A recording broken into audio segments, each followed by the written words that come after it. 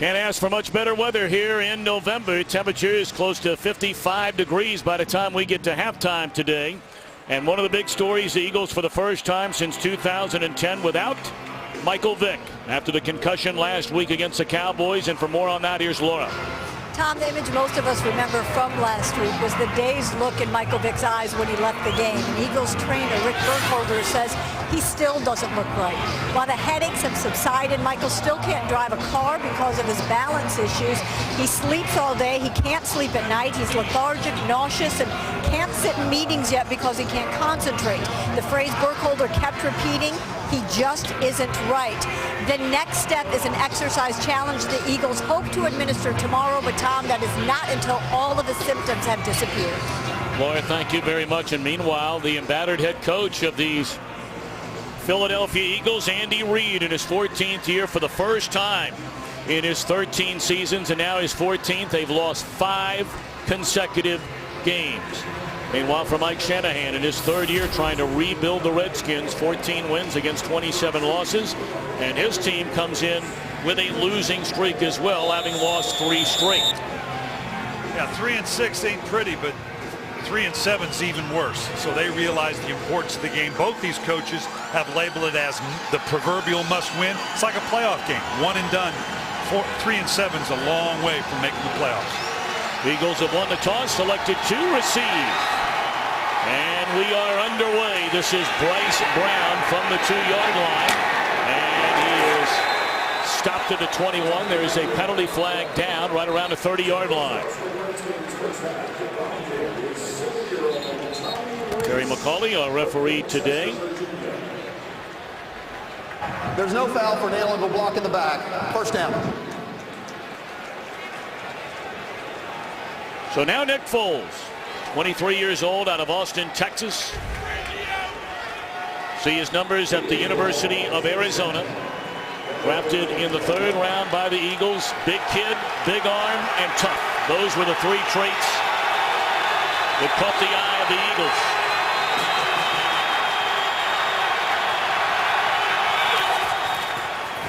And he's going to throw it on first down under heavy pressure. And just throws it away, and right from the get-go, something, Brian, you talked about a moment ago. Pressure this time coming off the edge from D'Angelo Hall. The big story for the Eagles, they're continuously shuffling offensive line. Well, you need the program to figure out who's playing what. Jake Scott just signed this week. Now he's starting, and Dennis Kelly, the rookie, starting at right tackle. This is a revamped group that's going to have a lot of pressure on it today.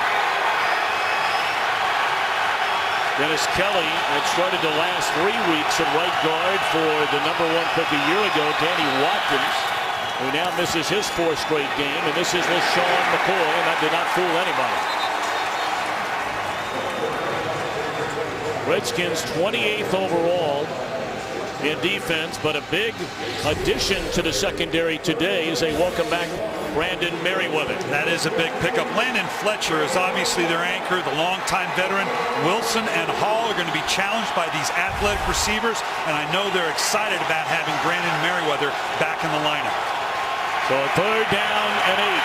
Jim Haslett's defense trying for an early 3 and out.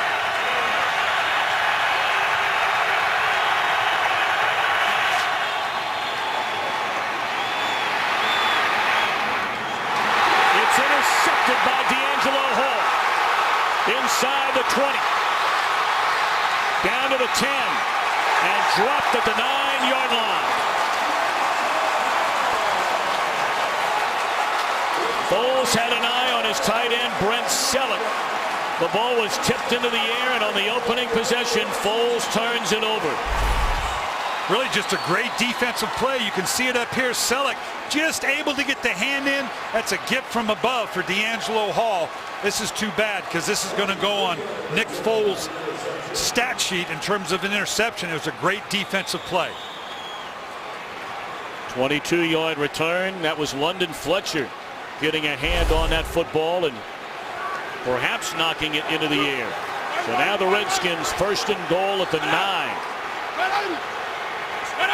Robert Griffin III going to hand it off to Alfred Morris, his fellow rookie, who's had an outstanding year, and he's tripped up down to the 5-yard line. Morris closing in on 800 rushing yards already. And this is an offense. Alfred Morris, you've already mentioned, Santana Moss, and as we said earlier, Pierre Garceau coming back into the lineup. We're going to see him in a limited capacity today. He is still not 100% healthy, but you know RG3 loves having him back in the lineup. He's their #1 guy. Well, his very first game as a Redskin, he had 4 catches, 109 yards, was actually injured on an 88-yard reception that turned into a touchdown. Play fake, wide open Young, and that's a touchdown for the Redskins.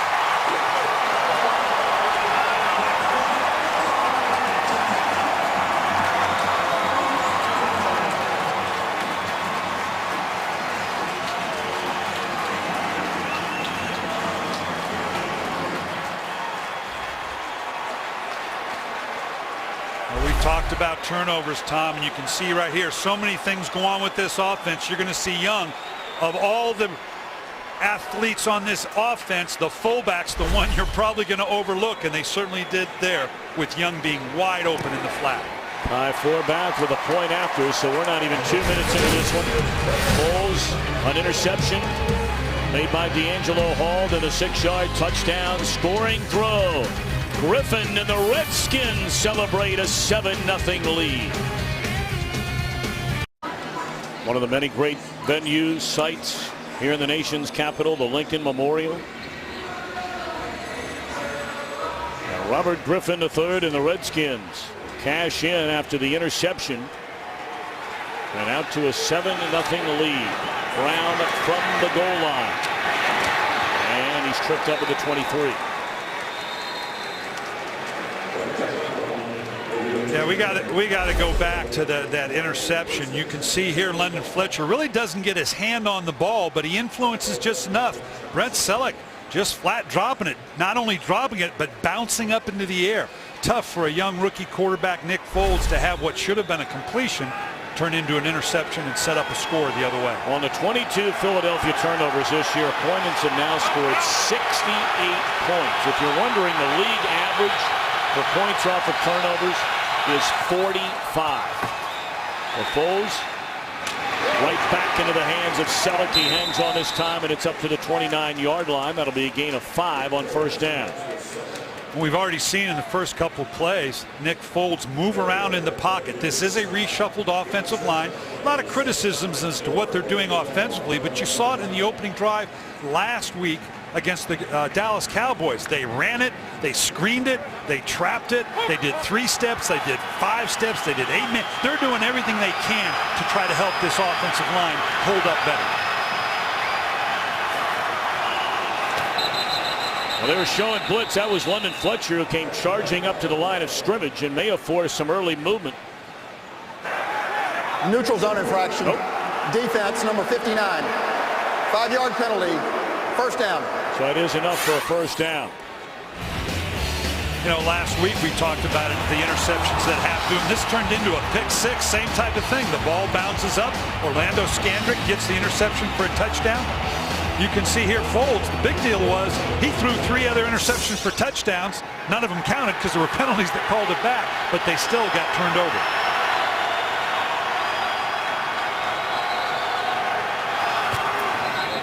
Sean McCoy, and it's blown dead before it ever got started. Early movement. Offense, number 64. 5-yard penalty. That's Jake Scott. First down. Right now, quickly a game break. We go to Kurt Menefee in Los Angeles. Well, much like in your game, Matt Ryan was picked off on the opening drive, and Arizona turned quickly into points. The Rod Stevens Howling 3-yard touchdown run, and early on, 7-0. The Cardinals have a lead at Georgeville. Tom and Bryant. Kurt, thank you. Arizona having lost 5 in a row after that 4-0 start, including that mauling of these Eagles in the desert. You and I were there week 3. Bryce Brown escapes 1 tackle and not bad yardage after what could have been a big loss.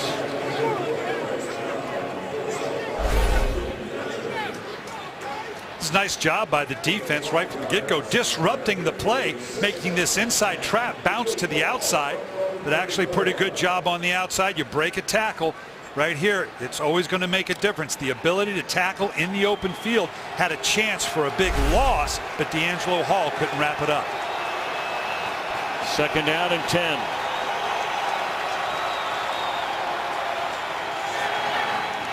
Into the hands of Jackson, and he is across the 41-yard line. Deshaun Jackson, the 7th most receptions in the NFC, and he is not one guy you can talk about dropping the football. He does not have a drop all year. And watch the athleticism and the speed. There's a lot of traffic in here. There's a lot of bodies. Just that little bit of burst and acceleration turns what could have been a negative play into a fairly positive play. They called a gain of 8, so 3rd down and 2. Last 3rd down. It was a tip pass for the interception.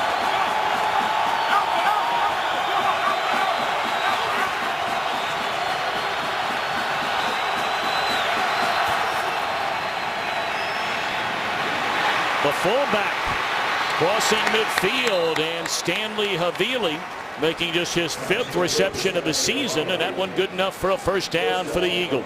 That's an improvement off last week where they were 1 and 10. Foles looking down the field, then just deciding to drop it off. The problem last week, even though they were 1 and 10, you can say, well, maybe there were a lot of 3rd and longs. Half the time they were in 3rd and less than 4 or 5. They weren't converting on 3rd and shorts like they had here. It's a good start to be able to get that first one. From the Washington 49, the inside pitch to LaShawn McCoy, and that'll be a gain of close to 4. McCoy, the Harrisburg, Pennsylvania native, 6th in the NFC with his 705 rushing yards, trying for a 3rd consecutive 1,000-yard rushing season.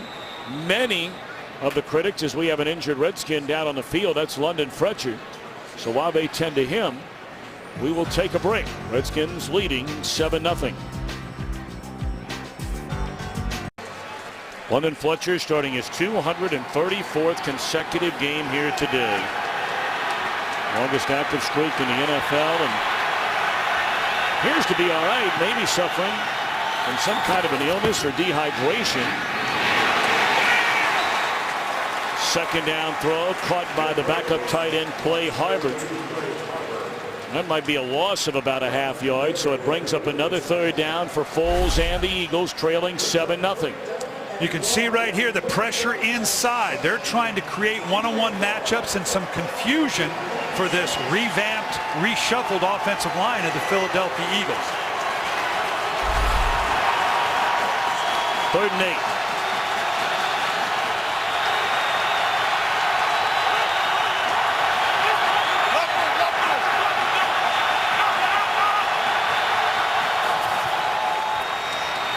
Riley Cooper.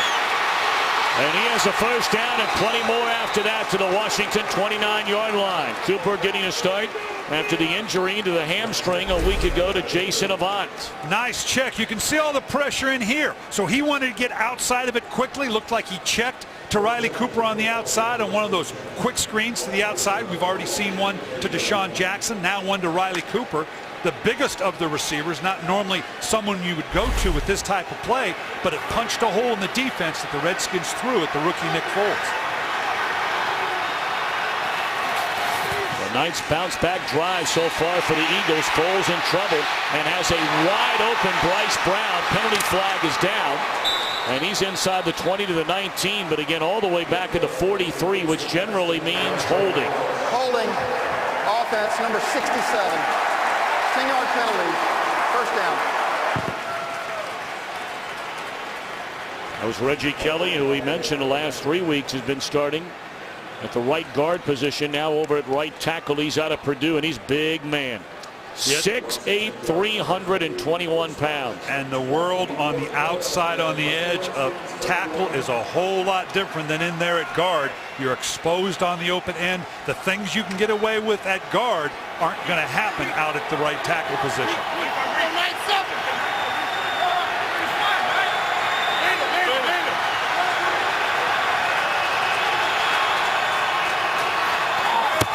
Early movement again on the right side of the Eagles line. Offense number 64. 5-yard penalty. And again, Jake Scott was just signed this week. He's made 121 starts in the NFL. Originally with Indianapolis, and Peyton Manning moved on to Tennessee over the last 4 years. Did not have a job this year until he was signed this week. But it was familiarity with Howard Mudd, the offensive line coach of the Philadelphia Eagles. Obviously a comfort zone in signing Scott and starting him all within the same week.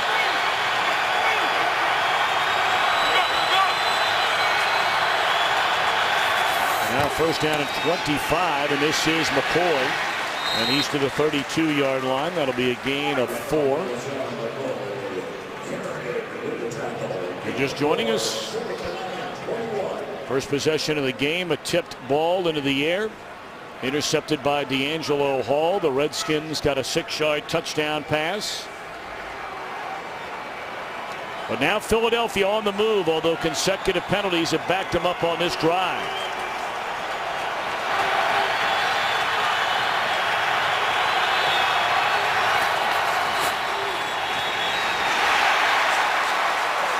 Tried to set up the screen to LaShawn McCoy, and it was tipped by Perry Riley coming off the edge. This is a heck of a play by Riley. I want you to watch. He's coming free, thinks, boy, I'm going to give me a sack, and all of a sudden he recognizes it's a screen, just holds his big paw up there and knocks it down.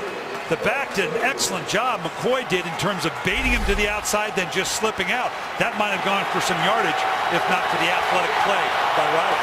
3rd and 21.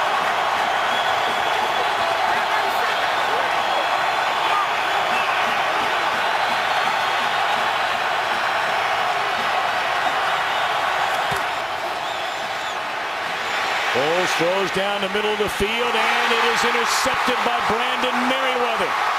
In his first game of the year as a Redskin, takes it away. 2 possessions, 2 interceptions.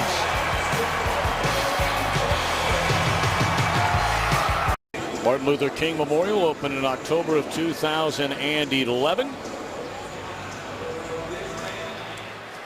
Been a rough start for Nick Foles, and it's his first NFL start. Made his debut a week ago in relief of the injured Michael Vick, who, by the way, is not with the Eagles. I would imagine watching the game back in Philadelphia today.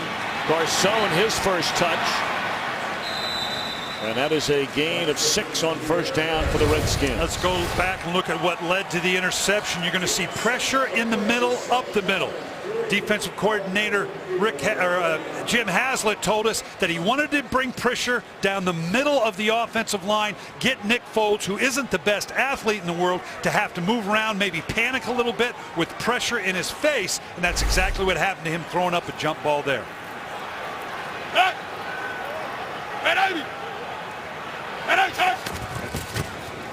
Fake it to Morris, rolling right is Griffin, looking down the field, still on his feet. Look at this. Can you believe this? And very close to a first down. Appears to be about a yard short. He is something to watch even on a 2-yard gain. Talk about subtle athleticism. This guy is smooth as can be. Obviously, keeping plays alive like this is something that just totally breaks down a defense. Nice job of the offensive line and the backs trying to adapt to it. Now he gets outside around the edge, and he has learned his lesson. I'm going to get out of bounds as quickly as I can anytime I get outside the numbers. Of course, he had that concussion earlier this season, back at the start of October against the Atlanta Falcons. Redskins 5 of 7 on 3rd and 1. They pitch it to Alfred Morris, and that didn't fool the Eagles defensively. Nice play made by the rookie Michael Kendricks. And the Redskins fail to cash in on a 3rd and 1. They'll punt. Yeah, that was not an option in the sense that there was no option there. It was just a pitch to the outside, just a one-man pitch, hoping to outflank the defense. And like you said, didn't fool anybody. Another rookie, Damaris Johnson, waiting back inside his own 10-yard line on the form where a Philadelphia Eagle punter, Sav Raka, puts a foot on it. End over end, flag is down. And a late fair catch by Johnson at the 9-yard line, but we wait on the penalty.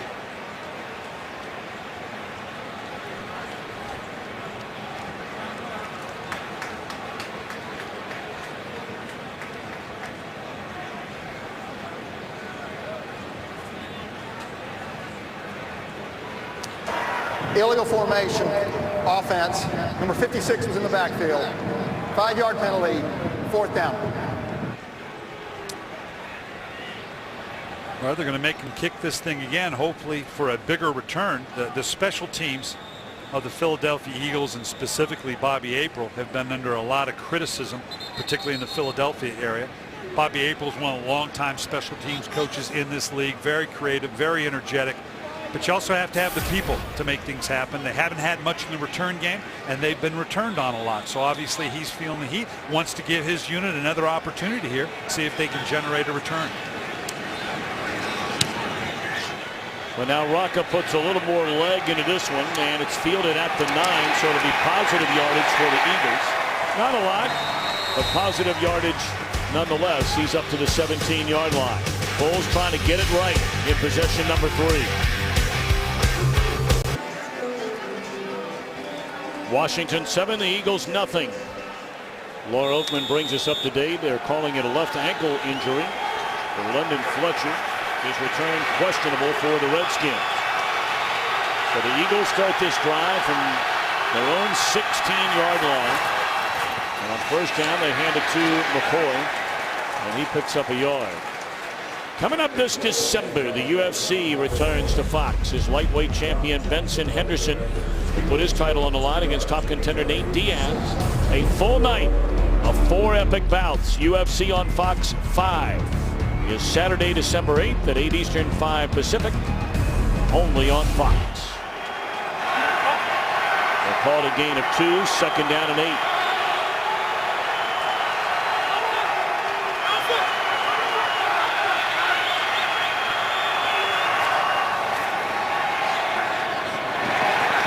Had an eye on Johnson, and it's incomplete. So 3rd down and 8 coming up for the Eagles, and we check in once more in Los Angeles with Kurt Menefee. Cleveland's Brandon Whedon hadn't thrown a touchdown pass in 4 weeks. He makes up for it against the Cowboys today. 10-yard score to Benjamin Watson, and the Browns have the lead at Dallas, 7-0 in the first quarter. Tommy Bryan. That's a huge game for Dallas. They have the easiest schedule down the stretch among all the teams in the NFC East. Got the win against these Eagles in Philadelphia last weekend. And now Foles on 3rd and 8. Had good protection, steps up, throws, and finds Riley Cooper. A first down to the 40.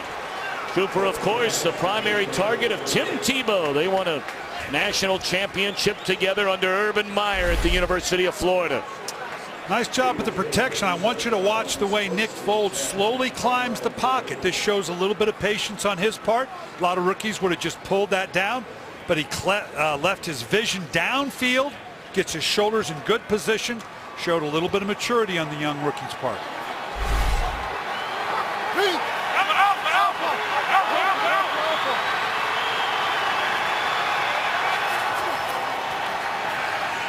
They'll throw it on first down.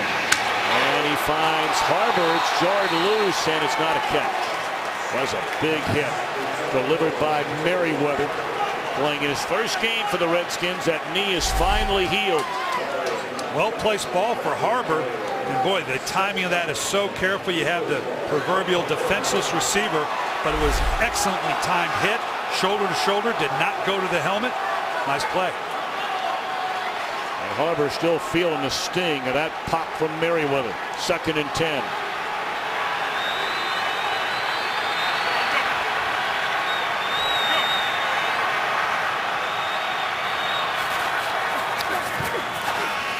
McCoy bounces it to the outside. Flag down. And Ledoux Williams comes up to put a hit on McCoy. Offense number 65. It's holding on King Dunlap, who's moved back over to left tackle here today. Anytime it's a draw play like that, you can see right there, it's just all jersey, and then he jumps to the outside. King Dunlap thought it was going to come down inside. He's lucky he didn't get 2 flags. I don't think they could have called both, but first he got a hold of the jersey, and then once he bounced outside, got another hold. It's been a tough time for this line. You go all the way back to Jason Peters, their all-pro left tackle, getting hurt. Their center, Jason Kelsey. 2 weeks ago is Todd Harriman's, their right tackle.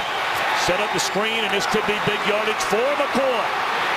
He's all the way up to midfield, and that is good enough for a first down on a screen to LaShawn McCoy. Excellent play call by Marty Morningwig. We talked about and have already seen the effects of pressure coming up the middle. You got all sorts of folks coming in here. So what I'm going to do is let him come free and then drop the ball off. Nobody runs as many screens or as well as the Philadelphia Eagles. Marty Morningwig doing everything he can to take a little pressure off his quarterback. You want to bring a bunch of folks inside? Fine, I'm going to hit those quick screens and those more traditional screens on the outside. Now the I formation, they give it to Brown, and he loses his footing, but there was heavy traffic in front of him. Frederick Golson, the first Redskin there. You know, when London Fletcher went out, he is the play caller for the defense. They had to change the helmet in Lorenzo Alexander. He now has to make the calls in the interior of the defense. That's a big change. That green dot at the top says he has the communicator from the sideline. That also changes his role a little bit. They've been bringing him on the outside with Ryan Kerrigan. If they can get Fletcher back in, that would make a big difference for him. Fletcher has come out of the Redskins locker room, and again they set up the screen, and again it's LaShawn McCoy, and again it's big yardage. All the way down to the 25-yard line. That'll be a gain of 24 yards, and the Eagles are in business.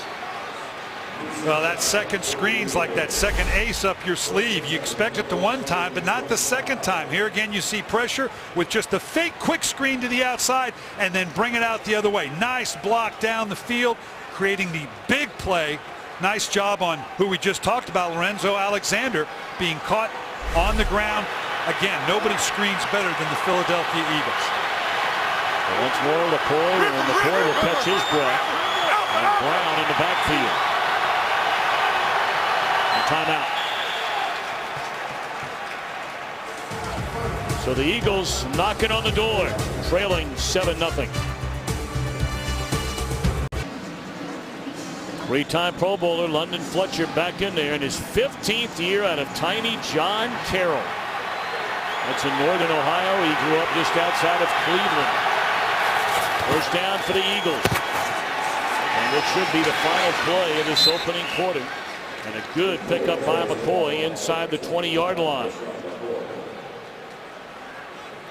So all in all, Nick Foles already with a pair of interceptions in the first quarter of his first start in the NFL. But he's only trailing 7-0.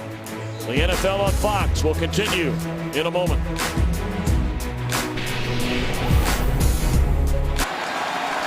You can see up here with the 8 plays, this is the balance they're trying to get. 3 rushes, 5 passes. 2 of those were screens. So they're traps or draw type of plays like a rush. So you can see the balance they're trying to establish with the rookie Nick Foles. Wide receiver screen this time, and that did not fool the Redskins. Read beautifully, originally by Kerrigan. D'Angelo Hall right behind him. That'll be a loss and a third down upcoming. And the plan of the Philadelphia Eagles is clear cut. How many times have we seen him get the ball out of his hands very quickly with these wide screens? It's the same as a toss or a pitch. So again, even though it's a pass, you could put it in the run category. Now here again, a 3rd and 8. This is the down and distance. You'd hate to have a young rookie quarterback in, particularly in the red zone, where turnovers in the red zone have been a major problem for the Philadelphia Eagles. And that was with Michael Vick at quarterback. Good protection this time. Foles looking around. And incomplete. Not sure what happened right there, Coach. He still had plenty of time to try and find an open receiver, and Selleck wasn't even turned around. So the field goal unit set out, led by Alex Henry. And Deshaun Jackson right now has got that look on his face like, did you not see me? I was in the back. Well, no, he didn't, Deshaun. You know, when you got Ryan Kerrigan and a whole bunch of folks breathing down your neck, sometimes it's hard to even know your own name, let alone what's going on down the field. 41-yard try. Henry has now made 15 consecutive field goal attempts. He's having a good year. Eagles on the board, trailing early in the second quarter, 7-3. Welcome you back to Washington, D.C. 45 seconds into the second quarter, and the Redskins with a 7-3 lead over the Eagles.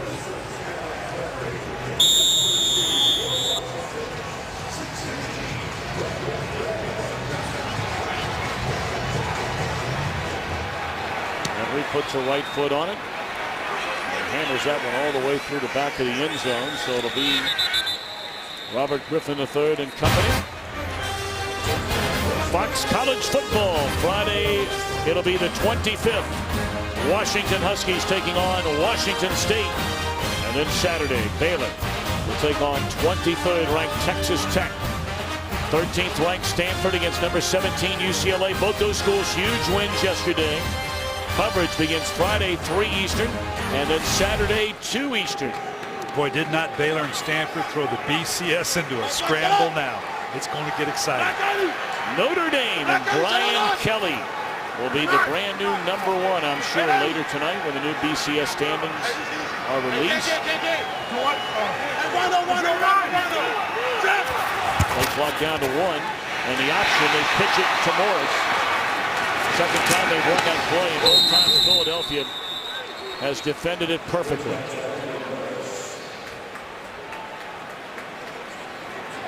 Of course, Philadelphia's already had a change in their defensive coordinator. It was Juan Castillo. Now it's a former Redskin, Todd Bowles. Pressure on the inside by Jenkins with pressure on the outside by Babbitt and Cole. And D'Amico Ryans, he's the key to holding this front seven together. This style of play puts a lot of pressure on the linebackers. Todd Bowles, the new defensive coordinator, trying to change not so much the structure of the defense, but the mentality. He just wants them to get used to how and when he's going to make his calls. False start.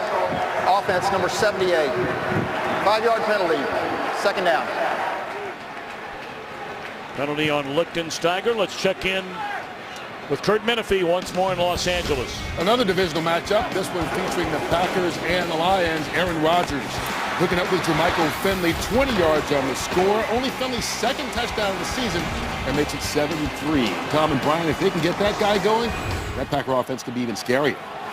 That is a huge game for Green Bay if the Packers can win it. And they've won 4 in a row against their division rivals, the Lions.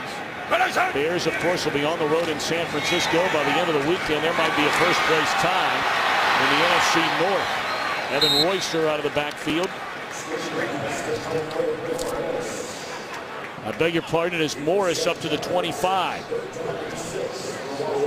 Well, Washington trying to take a page out of the Eagles playbook. A little bit of a screen. Anything you do to slow down, particularly these wide rushing ends, the Philadelphia Eagles. Under Trent Williams was shaken up on that play. Left tackle for the Redskins. 3rd down and 6.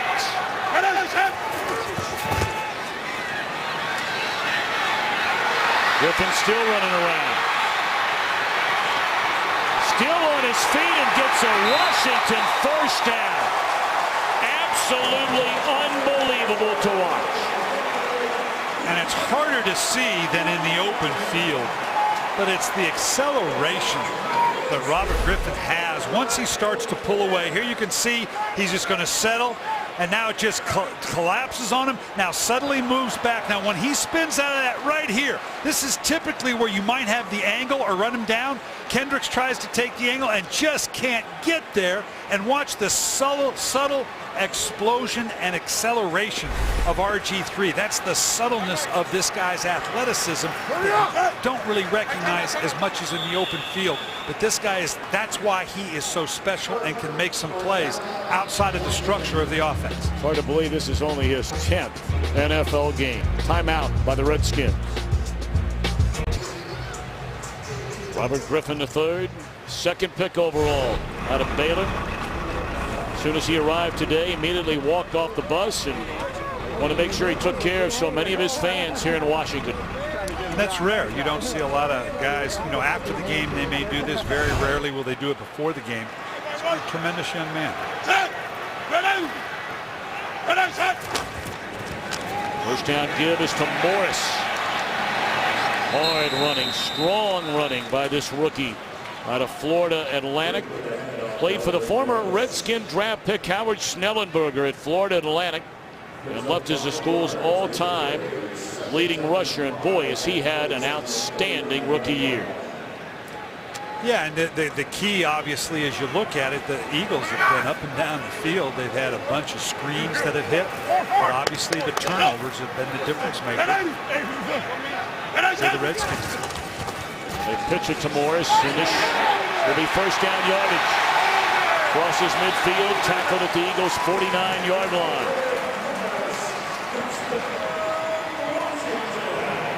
That's a gain of 12 for Alfred Morris. Great job by the left tackle Trent Williams getting to that edge. Normally against a wide 9 defense, that means the alignment of the wide ends of the Philadelphia Eagles, as it's referred to, makes getting outside very, very difficult. The very nature of the defense is to force it back to the inside. So you can see Washington on several plays now has tried to get to the outside, and when they do, it turns into a gash. Fake it one way, fake the end around to Banks, and now looking wide open is Robinson, and that's a touchdown.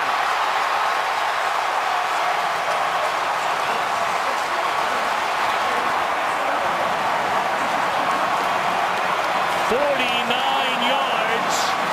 Griffin to Aldrick Robinson.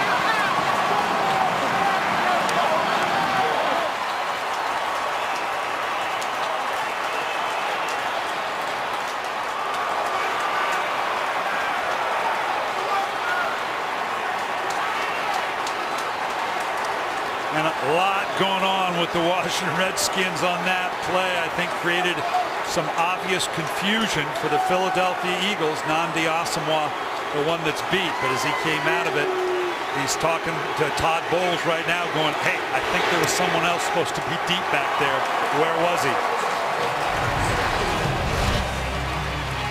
Couldn't get more wide open. Just make sure you wrap your hands around it. Nnamdi Asomugha looking around and was still looking around for help apparently on that 49-yard touchdown to Aldrick Robinson. He didn't have anybody in the same zip code.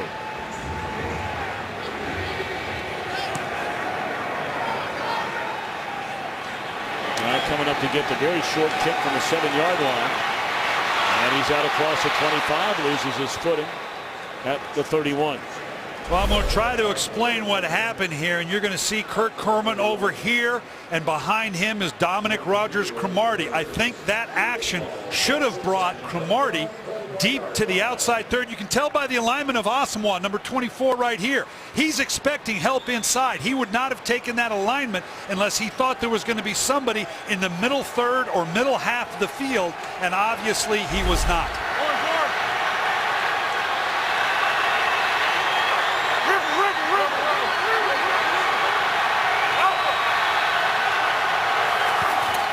Goes on first down into the hands of Brown. And that's a gain of 12 on first down. I want to remind you, coming up Tuesday night on Fox, give thanks to laughter and see why nobody does Thanksgiving comedy like the new Fox Tuesday. A night of comedy stuff with the all-new episodes of Raising Hope, Ben and Kate, New Girl, and the Mindy Project. You're going to laugh your Fox off. Starting at 8 Eastern, 7 Central, Tuesday on Fox.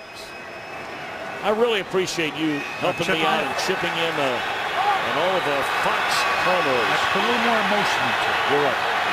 And you've brought that element the last couple of weeks. Good running by McCoy. That'll be a gain of close to 7. You know, we started to talk earlier.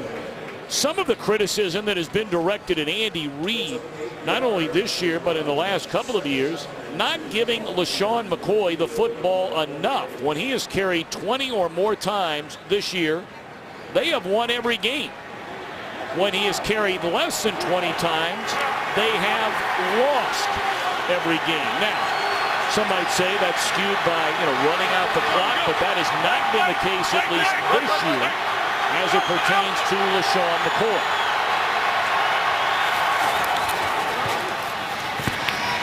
Brown, a big hole, still on his feet. Run out of bounds at the 30, and a flag comes in late. Redskins are clapping and pointing at the Eagles. And they might be right. Holding offense, number 18. 10-yard penalty. First down.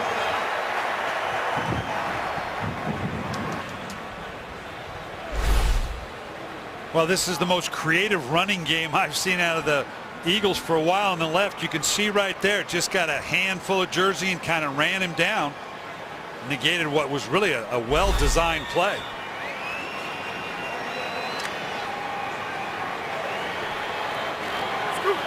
Marty Morningwig trying to pull all the tricks out of the bag. He's heard the criticism. He's more about touches than actual runs for LaShawn McCoy. As long as LaShawn McCoy has a chance to put his hands on the ball, he doesn't care how he gets it. It looks like the receiver, Harbor, got tangled up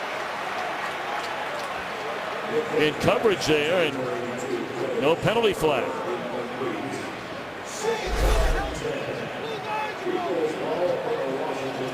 Just kind of sneak plays, trying to work the waggle. London Fletcher been at this game a long time. Really no hindrance there. Just put a hand up. He tried to. He missed. London Fletcher couldn't get a hand on him. Just couldn't keep his balance getting down the field.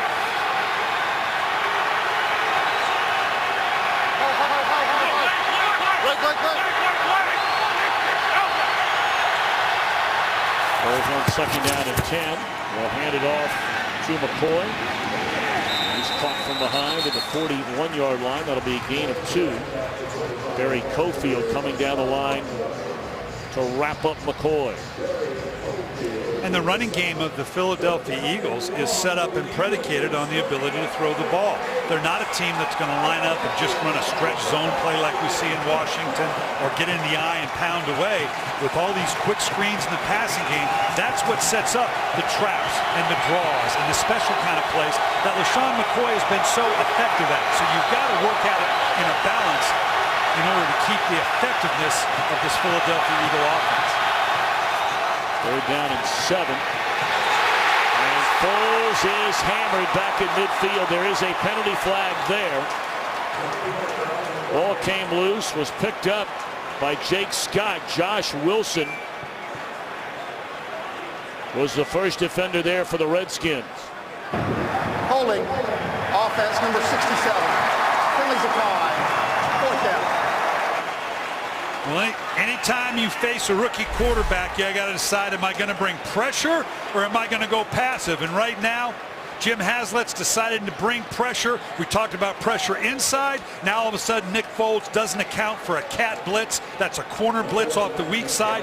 This is the first time I think we've seen a corner come from the outside. So Jim Haslett emptying his bag in terms of the ways he's going to put pressure on Nick Foles. Jarvis Jenkins had jarred that football loose out of the arms of Foles. The Eagles able to recover and now will punt. But Breyer. And this one fielded by Banks inside his 10. And he runs into his own man. Stripped out of there, but the ball went out of bounds. Hakeem Jordan ripping that thing loose. Redskins with the football when we come back in a 14-3 lead. Brandon Banks trying to find a way to puncture the 11-man coverage team of the Philadelphia Eagles. And oh, by the way, what are you doing, man? Alexandra in there, she's going, you forgot which color jersey you have on. I had to beat 12 people on that return. He's going, yeah, it was me. It was me. Touchdown, punt, and a touchdown. And their first 3 possessions of this game, and now fourth, they pitch it to Morris. And he picks up maybe a yard. First man to meet him, D'Amico Ryans. Well, in honor of Veterans Day, for every point scored during the NFL's 32 Salute to Service games, the league will donate $100 to each of its nonprofit partners, the USO, Wounded Warrior Project, and the Pat Tillman Foundation. To join the salute and learn more, visit NFL.com/salute. Arlington National Cemetery, just outside of Washington, D.C.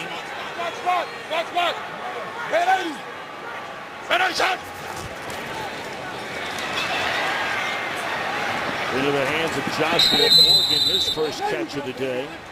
And that picks up 3 yards, 3rd and long upcoming. It's called the Exchange of Rifles. Of course, they have the Tomb of the Unknowns and the Tomb of the Unknown Soldier, dedicated to American service members who have perished without their remains being identified. Going all the way back to World War I. Guarded 24 hours a day, 365 days a year.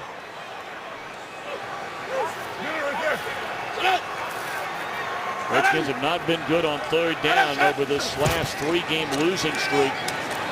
And they're short here. Morgan about a yard shy of first down, needed to get to the 24, and they'll spot it at the 23. Now they bring pressure here. Got a hat on a hat. Rob Griffin getting the ball out in plenty of time. It's just short. That's the whole idea of the defense. We'll give you all you want underneath the first down depth. Redskins, as you said, Tom, have been struggling. That was a major point of emphasis for them in their bye week. Offensive coordinator Kyle Shanahan saying that they just needed to get their fundamentals down in that down and distance. Johnson lost his footing, springs back up, and now with running room. Demarcus Johnson is run out of bounds by the punter. Savraka able to shove him out of bounds. Good return. The Eagles trailing 14-3, but good field position when we come back. Demarcus Johnson unwittingly kind of sets this thing up with the slip, spins out, starts this way, and then peels back the other way. I want you to watch what it does to coverage in here. They start that way, and then it just condenses this whole right side. They think they're going to have to cover on the other side. Nice block by Dion Lewis, helping him get around the edge, and a nice return. I'll tell you what, Savraka now is 6'5", 263 pounds. That's a punter that... But he's still a punter. Well, I understand, but he's not built like me. 6'5", 263. He can get to you, he might be able to hurt you. Misfire by Foles on first down with an eye on Riley Cooper.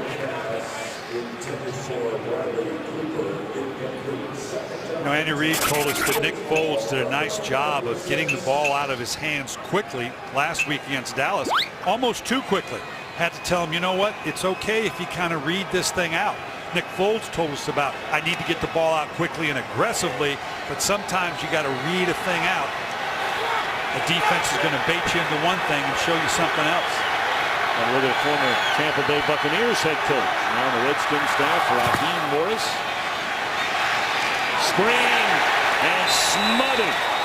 What a play made by Perry Riley. Redskins have been hurt on that play a couple of times already today. Not there, and McCoy slow to get up. Yeah, fool me once, shame on me. Fool me twice, shame on you for even trying right here. He's got it snuffed out from the get-go. Again, we've seen enough of these screens that obviously defensive coordinator Jim Haslett, particularly at the linebacker level, is telling his guys, we got to read out the screens. We got to know where these backs are. Edward Golson did a nice job along with Riley. It'll be third down and forever. 3rd and 17.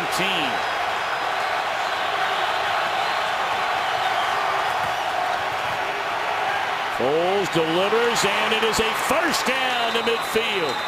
Demarcus Johnson, the rookie out of Tulsa. A gain of 21.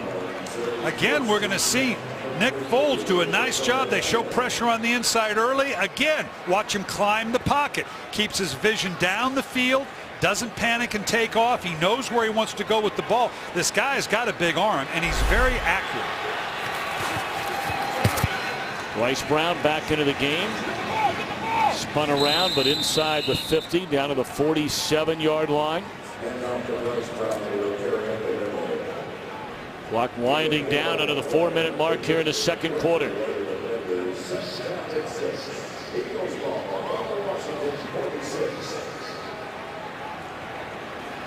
This would be a good down and distance in here. You're on a second and a somewhat medium. A lot of people expect a run, maybe a trap in here. This might be a place for a vertical.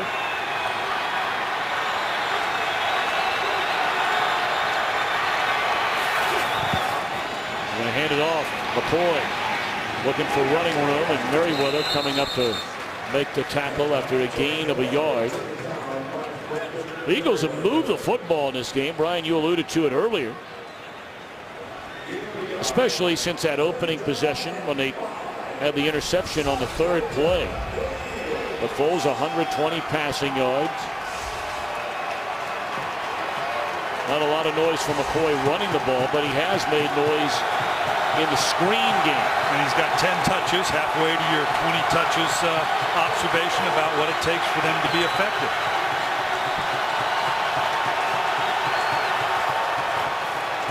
Foles caught about a yard shy of a first down. Or was it caught? No. Selleck unable to hang on. Well, that's a big drop right there. You might have thought about going for it. Third down and a foot. That's two drops by Brett Selleck, one leading to the bounce up in the air for the turnover that led to a score on very much the same counter route. Selleck, who has been so dependable during his 6-year career for Philadelphia, but a tough start to this one. So now McBriar will punt it. Redskins will get the ball with 2 timeouts remaining. Along with a 2-minute warning, we're at the 2:35 mark until halftime. Banks will let it bounce, and it does so into the end zone.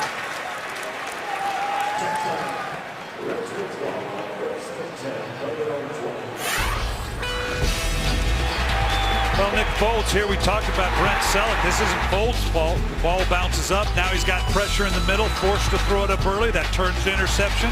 Didn't see the cat blitz off the weak side. Lucky that didn't turn into a turnover to the Washington Redskins. That's a lot to throw at a young rookie quarterback. This guy is a very smart quarterback, obviously with the size. He's got good vision. They like the way he executes the offense, but it's a totally different pace that he's seeing now than he saw in the preseason and certainly on the practice field the first 8 weeks of the season. And now Robert Griffin III from his own 20. I mentioned they have 2 timeouts. They have a 2-minute warning, and they're going to play action on first down and looking for Robinson way down the field again. But Griffin tucks it away, loses the ball. It looks like the Redskins covered it up. And by Young. He had a shot down the field, Tom. We could both see it. He just couldn't gather himself. He's looking right here. I'm cracking for the run, and now I'm going to go vertical in behind it. He had the same kind of shot, all but Asamoah coming up from the side. Had the same kind of shot he scored on before. Just didn't have time to pull the trigger. 2 minutes to go. Washington with a football from their own 22-yard line. 2-minute warning. And the Redskins have a pair of timeouts in their pocket.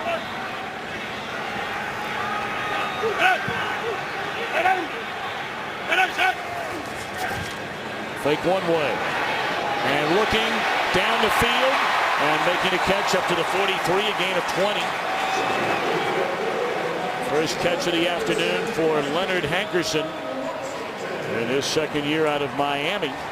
He is their second leading receiver. Although it's his first catch today, clock continues to run. Come the other way, and oh, that was so dangerous. Rogers Cromartie just went for the knockdown. This could have been a pick six the other way. Yeah, this is something desperately the Philadelphia Eagle defense needs. He ends up getting his hand in there. You'd like to see him come around, maybe go for the pick.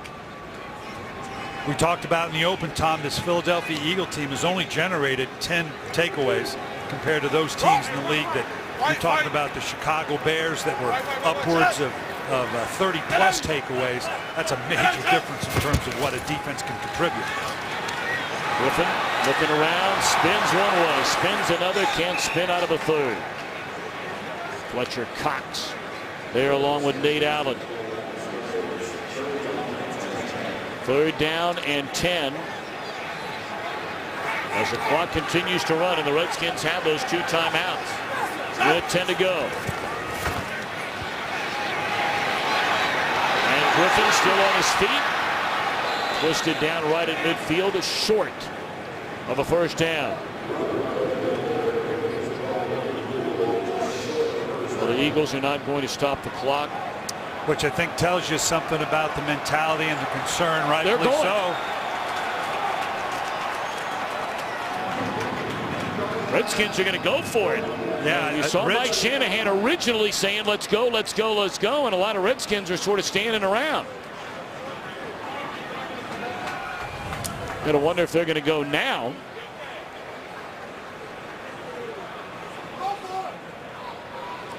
We've got halftime coming up. And what's coming up, Mr. Menifee? Coming up on the Visa halftime, these guys will be more than just eye candy as we get you caught up on all the action around the NFL, including the Cowboys trying to continue their turnaround as they host the Browns, and the Jets, well, they'll try and end a tumultuous week by beating the Rams. We'll find out on the Visa halftime. Well, those guys look serious in there, dialed in. I was making the point that Philadelphia is kind of telling us what they think about the rookie quarterback by not calling a timeout to buy some time, that they're just going to be happy to go in at halftime as is. But the Redskins got a little bit turned around in terms of what their intention was, in terms of were they going to go for it or indeed punt it. And I think Mike Shanahan, recognizing that the Eagles weren't going to try to go for any kind of offensive output or put it down in field goal position, then decided, well, if you're going to do that, I'll go ahead and punt it. Did you get all that? I got all that. I'm trying to figure out.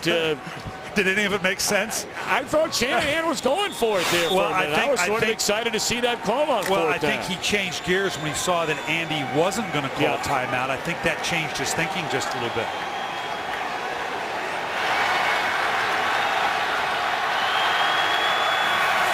The shotgun will just hand it off. And the ball is loose to the Redskins' hand. Wow. What a huge turn of events this could be. It is Redskins football. And this is the kind of thing that can run you out of coaching, man. You're trying to do the right thing. I'm just going to run the ball. I'm going to go in at halftime and regroup a little bit. I'm on the road, and all of a sudden now you get a turnover. You try to do the safe, conservative thing. Great play by Kerrigan, pulling that thing, just battling. How many times do we talk about how many times it might change hands? Nice job by Cofield knocking it out. And now it's just a scramble for the ball. Huge opportunity for the Washington Redskins, and the last thing, a Philadelphia Eagle team that wanted to do the right thing and just regroup at halftime, now having to play defense. Well, let's be honest about it. That's the way this season is going for the Philadelphia Eagles. That might be a microcosm of the entire year. Griffin looking around, comes back the other way, and throws. It is caught for a 5-yard loss. Now I love what RG3 can do, but that was a little ill-advised. They're in a position to get at the minimum 3 points, and that's got to be the thought process here. He's scanning the field. He now has to roll outside the pocket. Now at this point, either run it or throw it away. This type of throw here, although that's a heck of a throw all the way across the field, how often does that turn into disaster, or maybe a pick six the other way? Plus you cost your team some time. Up 14-3, the 3 points are paramount. The 7 points, obviously a luxury at this point. Well, Sean McCoy, his first 3 seasons, had over 800 touches. He fumbled 3 times. This year, he has fumbled 3 times.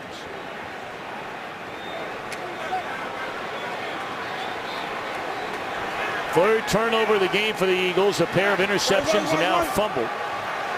The Redskins with a timeout remaining. At the Philadelphia 15, into the hands of Morris. And he is tackled at the 12-yard line. And the Redskins are going to stop the clock for a field goal try. See some jawing going back and forth there between Brandon Graham and Garcon, Kurt Coleman. And that's a veteran Coleman getting after Garcon. Someone needs to get in Garcon ear. You know what? There's nothing positive comes from this. All you're going to do is get us backed up. He's trying to play a mind game with you right now. You've been out of action for a little bit. Get your backside to the sideline. Let's kick a field goal and go up with 2 complete scores. Are you a little surprised there with a timeout? The Redskins did not take one more shot for the end zone. Well, Tom, how many times have we been in that situation? These Philadelphia Eagles, the last time we saw it against Arizona, and they did that very thing, ended up being a fumble and return for a touchdown. I think in this instance, you did the smart thing. Inside of 10 seconds, even with the timeout, go ahead and take the field goal. Penalty flags down, a timeout called by the Eagles. 12 men on the field in formation. 5-yard penalty. I beg your pardon. Third down. Too many men on the field for Philadelphia. Well, the Eagles right now are a mess. Granted, they're playing without their starting quarterback, Michael Vick, but he had started all 9 games this year, and the team is 3-6. And this is where Bobby April, we're talking about some of the criticisms that fall on the, you can see right there, he's going, oh my gosh, how can we have 12 guys on the field? There's a lot of things that go into substitutions, who's up, who's down, is somebody hurt? No, I thought that. And Bobby April's the one that receives the heat for it. 25-yard field goal try, and it is good by Kai Forbath. And that's the way the opening half will come to an end. The Washington Redskins in front 17-3. Here's Kurt Menefee in Los Angeles with the Visa halftime, which begins right now. 17-3. Redskins will get the football, Coach Billick, to begin the second half. We invite you to follow your favorite team all season long. Go to iTunes.com/NFL. Well, we talked about both teams feeling like this was a must-win game. Nick Foles making his first NFL start here today in place of the concussed Michael Vick. Foles came on in relief in the second quarter last week in a loss to the Cowboys. You said it earlier, Brian. Big difference if you're thinking about having at least some kind of hope for the playoff. 3-7, you're all but done. 4-6, you've got a fighting chance. Yeah, and you can see with the numbers here, this doesn't mean anything if you're going to do that with 3 turnovers. And you're right. 3-7 virtually eliminates you, even if it doesn't actually put you out. You can see it from there. Redskins will get it at the 20-yard line, and let's check in downstairs with Laura. Thanks, Tom. I wasn't able to talk to Andy Reid, who does not talk when the Eagles are trailing. I did talk to Mike Shanahan. I asked him what he was doing to rattle Nick Foles, and he said, actually, we haven't done that great of a job. What's getting him nervous are the screens that he's throwing. He said he's done a great job with that. We need to eliminate those because that's what the big plays are coming off of. Offensively, they need to get some big plays as well. He said, we're driving, but we're not converting third downs enough. We need to start moving the ball, put some nice drives together. Back to you. Laura Oakman, thank you very much. So Griffin and the Redskins here on first down, opening possession of the second half. Flag down on the first down, handoff to Morris. He spun down after a gain of a yard. And that's part of the efficiency Mike Shanahan's talking about. Illegal formation, offense. Number 74 was on the end of the line. 5-yard penalty, first down. Right from the start, first third down of the game was intercepted by D'Angelo Hall, which led to the touchdown to Young. Second pick thrown by Foles, this one from Merriweather playing his first game. The big strike of 49 yards to Aldrick Robinson. When Philadelphia fumbled, just trying to run out the clock to end the first half, and the Redskins were able to take advantage and score 3 more. Morris on first down and 15, a gain of 3. And to finish off what I was saying about that efficiency Mike Shanahan was coveting, when you have a procedure penalty on 1st and 10, making it 1st and 15, we've already talked about how third downs have been an issue for the Washington Redskins, a real point of focus for them during the bye week. They wanted to get Robert Griffin III focused on his progression reads, but all of a sudden now a 5-yard play that should have put you in 2nd and 5. Now it just gets you back to the original 10 yards in the line of scrimmage. That's the kind of efficiency that Mike Shanahan's talking about that they need to get here. And here another penalty.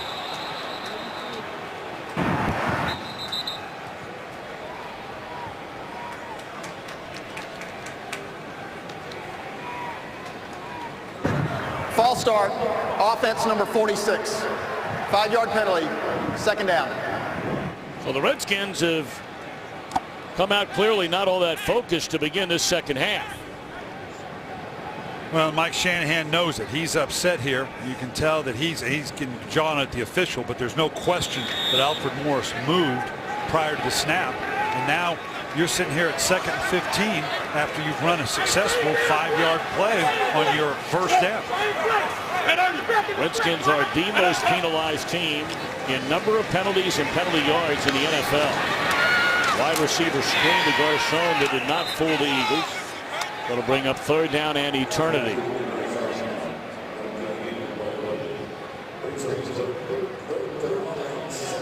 You know, we've seen a bunch of these wide screens, Tom. We've also already seen the Redskins fake the wide screen and take a shot down the field, completed to Leonard Hankerson, because it sets up that vertical, because everybody comes running up to take these quick screens on both sides of the ball.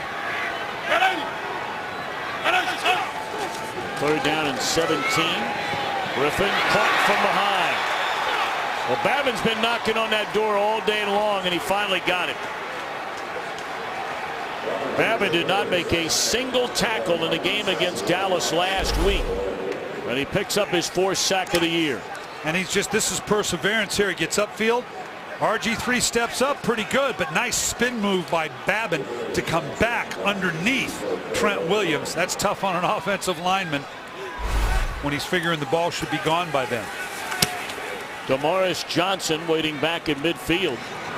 And from his own 48, crosses the 50 and steps out of bounds close to the 45. Excellent field position for Foles to begin the second half.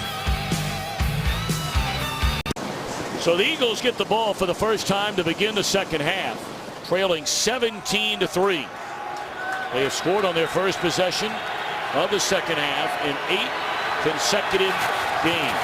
Trying to do it again now and get back in this one, and looking for it on one play. Down the sideline and out of bounds. Well, Deshaun Jackson was jawing the entire first half about not getting him the ball. He had 2 catches for a total of 5 yards. Jeremy Maclin, who had 8 for 93 in the loss last week at Dallas, not a single touch in the game. Well, he had a reason to jaw there, because he had D'Angelo Hall beat. Nick Foles needed to just keep it on the field, and they had a touchdown. On second down, they give it to McCoy. Last time he touched it, he fumbled in the final minute of the opening half, but a gain of 5, close to 6 here. It'll bring up third down for the Eagles, leading a touchdown in the worst sort of way. And Deshaun Jackson obviously can be frustrated to a degree. They've not really, that's the first vertical shot the Eagles have taken down the field to he or Maclin, and normally they're a much more vertical team. They've gotten big plays out of their screen game, but that's the first time they've actually taken that shot down the field to either outside receiver. Eagles 4 of 9 on third down in the game so far. And on 3rd and 5, they will convert. Selleck hangs on, and he's down to the 19.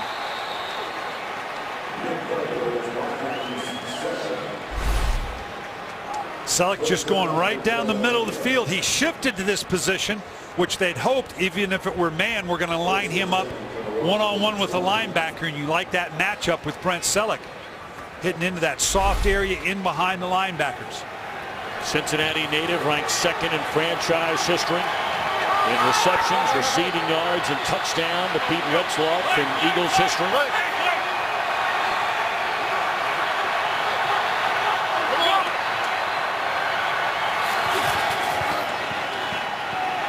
McCoy looking for running room.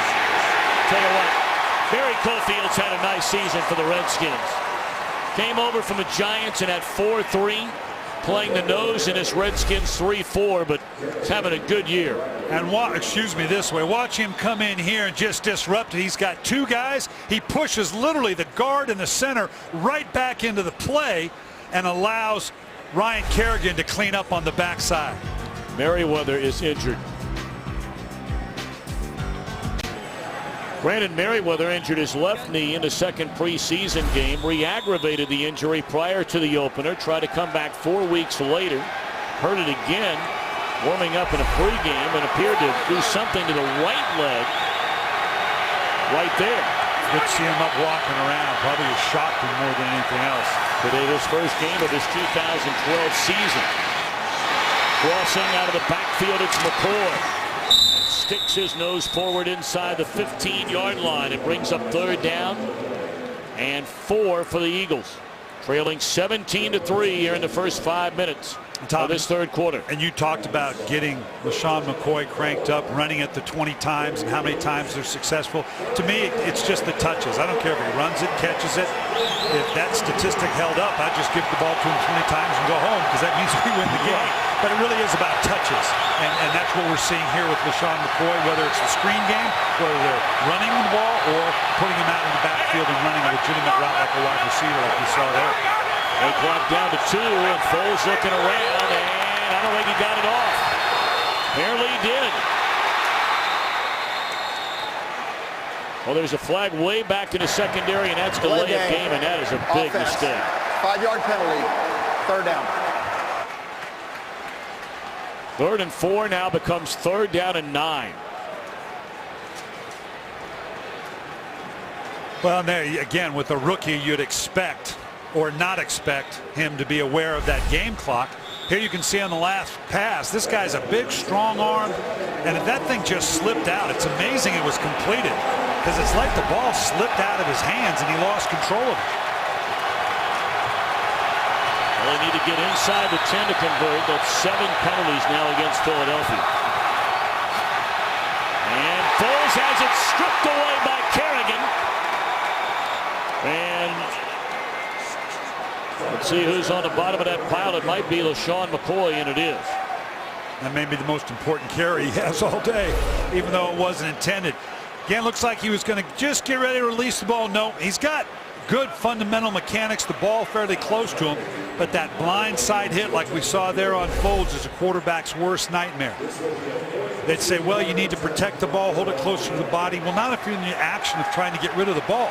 There's certain body mechanics that are going to expose the ball, and that's what happened there. 42-yard field goal tried by Henry, who's hit 15 in a row, and make it 16. Boy, has he been good since he left the University of Nebraska. 17-6 score. Rookie quarterbacks inside the NFC East. Tom Brenneman, Brian Billick, Laura Oakman back here in Washington. You've had rookie quarterbacks going back to your coaching days. I would imagine you would have a few more gray hairs than you actually do. You might be tidying that up a little bit, though. I'm not sure. They looked young, didn't they? And obviously the game plan has to reflect it. I think we're seeing in Philadelphia to a degree with the number of quick screens out there, the trapping game. Nick Foles already thrown it 25 times. A little high for my money for a rookie quarterback on his first start. I'm sure Philadelphia would like to have been a little bit more balanced in the run, but with the turnovers and them getting down, it's forced their hand a little bit in terms of the plays he's going to have to make down the field for them to get back into it. 8:27 to play in the third. Redskins have the ball when we come back. Redskins defense done a nice job. They've had a lot of very key injuries or suspensions. So what the defense they thought they would have when this year began. They lost Kennard Jackson to a suspension. Merriweather injured. Brian Orakpo along with Adam Carricker. So far so good today. And the ball is loose. Stripped away, and Morris got it right back. Looked like Ryans was the one who knocked that thing to the ground. Well, they get a good exchange here, so he clearly has the ball. Just gets knocked out just as there's a little bit of contact there. D'Amico Ryans being able to knock the ball out. You know, we've seen no efficiency whatsoever out of this Redskin offense in this second half. Mike Shanahan was looking for a certain level of productivity. You got to give the defense credit for only holding on for 3 on a short field, but this offense needs to get a first down and keep that defense off the field for a little bit. Take it one way, Griffin rolling the other, defended nicely by the Eagles. And that's maybe back to the line of scrimmage. Derek Landry not fooled on that play.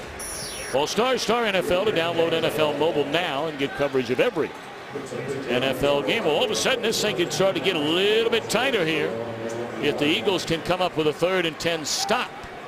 Well, we always talk about the scoring differential, and that last field goal brought it within 2 scores. And again, we've not seen any productivity out of the Redskins offense here in the second half.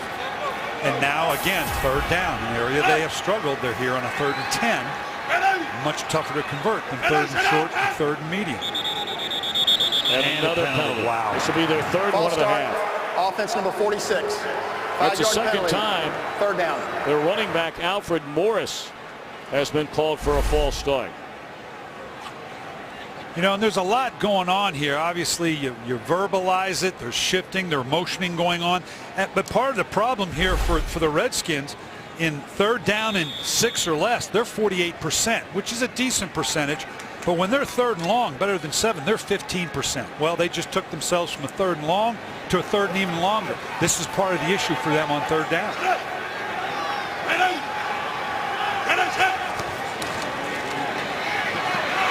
Griffin got a block, and he will carry across the 30 for a 1st down. Looked like a block from Morris, who had just committed the penalty the prior play.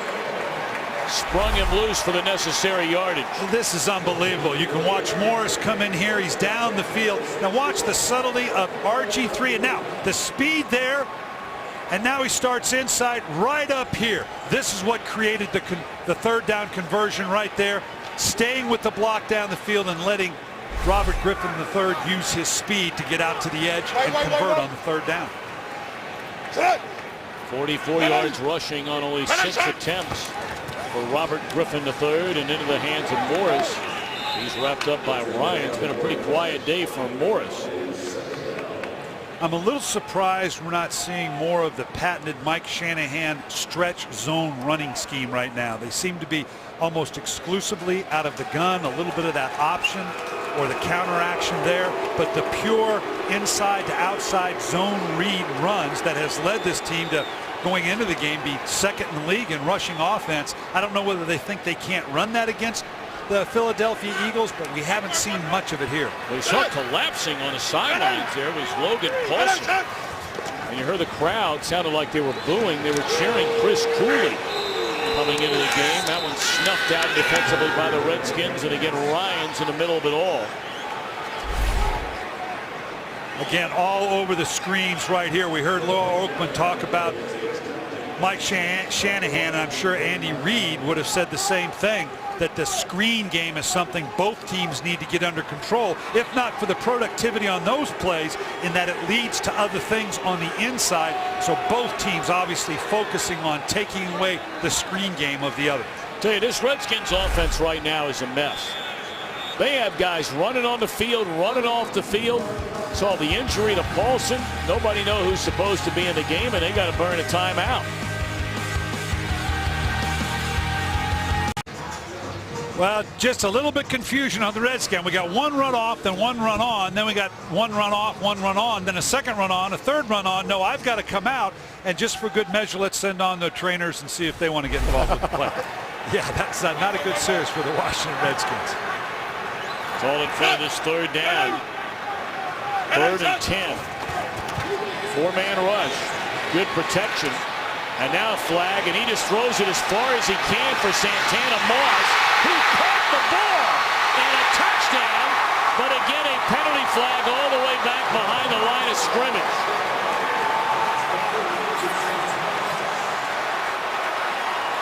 If this is against Philadelphia, this is a touchdown. Illegal use of hands to the face. Defense. It is.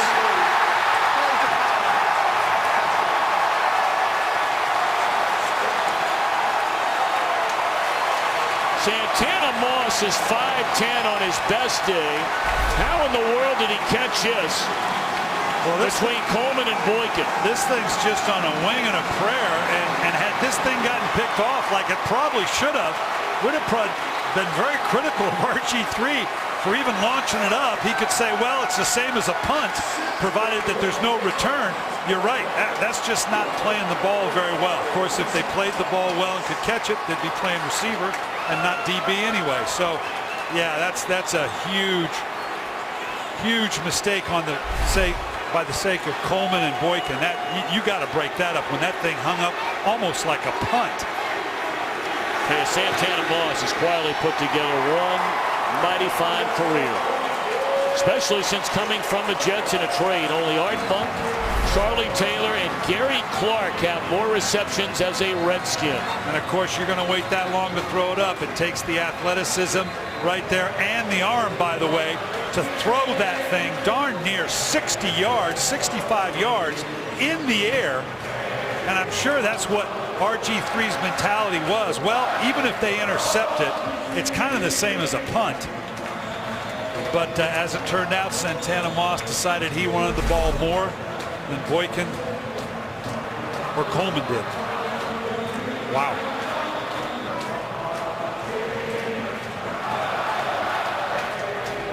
And really the defense to that point had put Washington in a couple 3rd and longs. The penalties, it was inefficient. You know, you saw a little confusion, by the Washington Redskins as to the personnel grouping. Totally out of sync, and then boom, a big play like that. Well, that's what they meant to do, Brian. They were drawing up that play. It was. That's my story. See, that's where you get the guys on the sideline and go, look, guys, if anybody asks, that's why we designed it that way, okay? We practiced it that way, including the substitution errors to start. Just make sure we got all our stories straight. Moss just became a 9th active receiver to eclipse 9,500 career receiving yards. Originally a New York Jet, Santana Moss was traded in 2005 to the Redskins. They told him during the offseason, you better lose 15 pounds if you want your job. He did, and has put together a pretty good year. Short kick fielded by Riley Cooper. Still on his feet. And chopped down to the 25-yard line by Aldrick Robinson. Like to remind you, the UFC returns to Fox. Lightweight champion Benson Henderson and Nate Diaz. 4 epic bouts along with it. Coverage UFC on Fox 5 begins Saturday, December the 8th. 8 Eastern, 5 Pacific, only on Fox. I think it's Riley Cooper who went down hard after bringing back that kick. He's been hurt a lot already this season, fracturing a collarbone back in training camp. Here's where he went down, and we're taking a look at him now. We'll be back. Santana Moss, touchdown reception, giving the Redskins a 24-6 lead.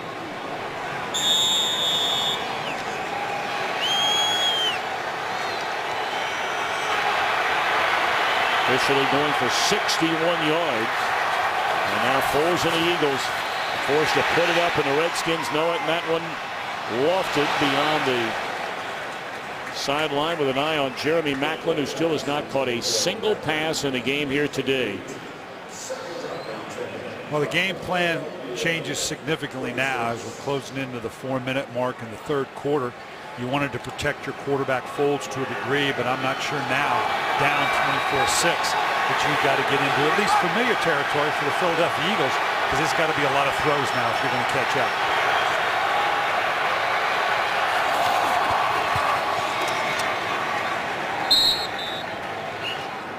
Let's check in downstairs with Laura Oakland. Tom, Mike Shanahan was so worried about the left knee of Brandon Merriweather before the game. He didn't want him to come out for pregame warm-ups. He just sprained his right knee. His return is questionable. Logan Paulson, the tight end, is also questionable with a left hip injury. Laura, thank you. You may remember the reason being is that when they thought when Merriweather was coming back before the Tampa Bay game, during the pregame warm-ups, he ran into his own teammate, Aldrick Robinson, and re-injured that left knee. Foles in trouble and sacked.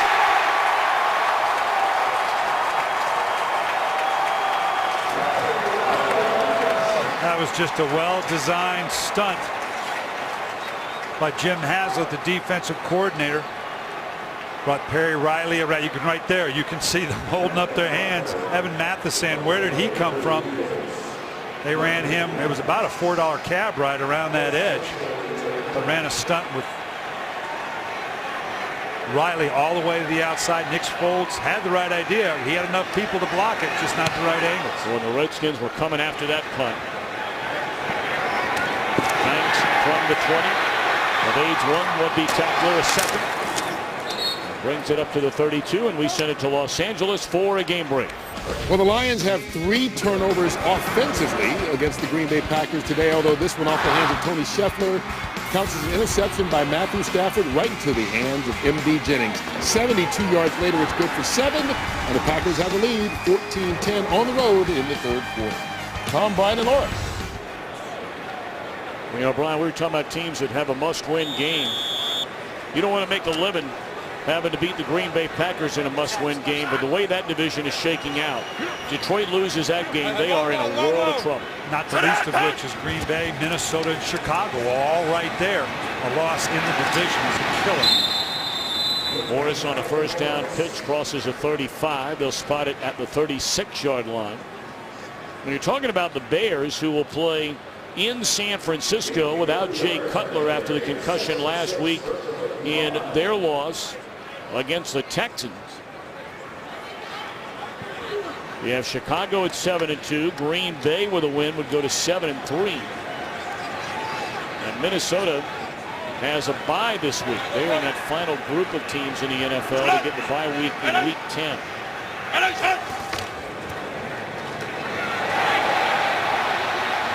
Griffin kept the ball as a first down, and it slides down, and that's a flag, and you saw it coming from a mile away.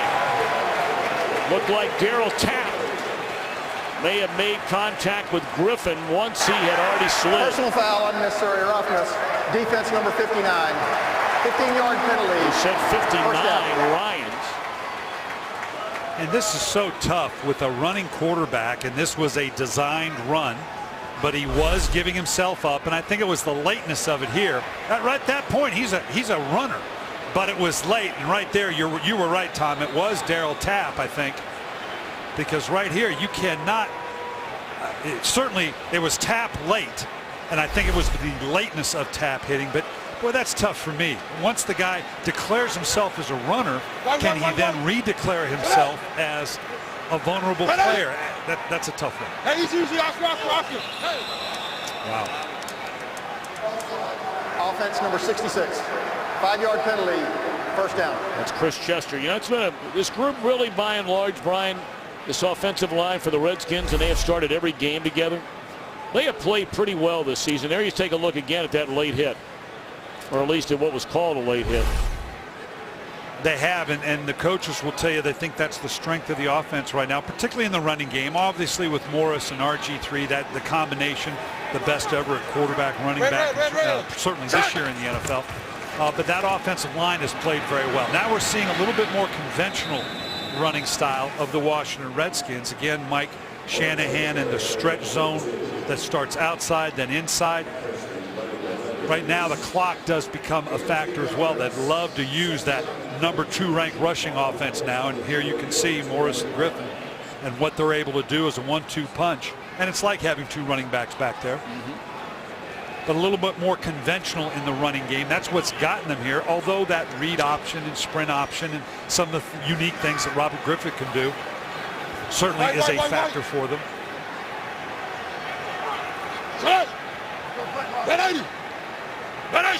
See Logan Paulson back in there. Joshua Morgan with a catch, very close to a first down, depending on where they spot it. And it is a first down to the 28. And that's what the running game does after a quick play action fake. The linebackers have to adjust to it and step up, leaving anything underneath. This is Chris Foerster, the offensive line coach. Chris was with me in Baltimore back in our Stanford days and Minnesota days as well. One of the best line coaches in the game. Has done a great job with this group because they've had their share of injuries as well, and have developed from within. They're hoping to get Jamal Brown back. Their outstanding tackle. He started to practice for the first time just in the last week and a half following hip surgery. They were wondering, there was an outside shot they thought at the beginning of the week that he could play today. That is not happening, but coaching staff went on record as telling us he's got to win that job back from Tyler Columbus. Yeah, and the key with this offensive line, other than Trent Williams, who was their first pick overall in 2010, the 4th pick overall by Washington, the rest of these guys all came from someplace else. So they've had to reach out via free agency and via signings to put together an offensive line, which usually is not a good thing, but in this instance, they've worked together to put a real cohesive group. Robert Griffin just realized, I've got to get a play off.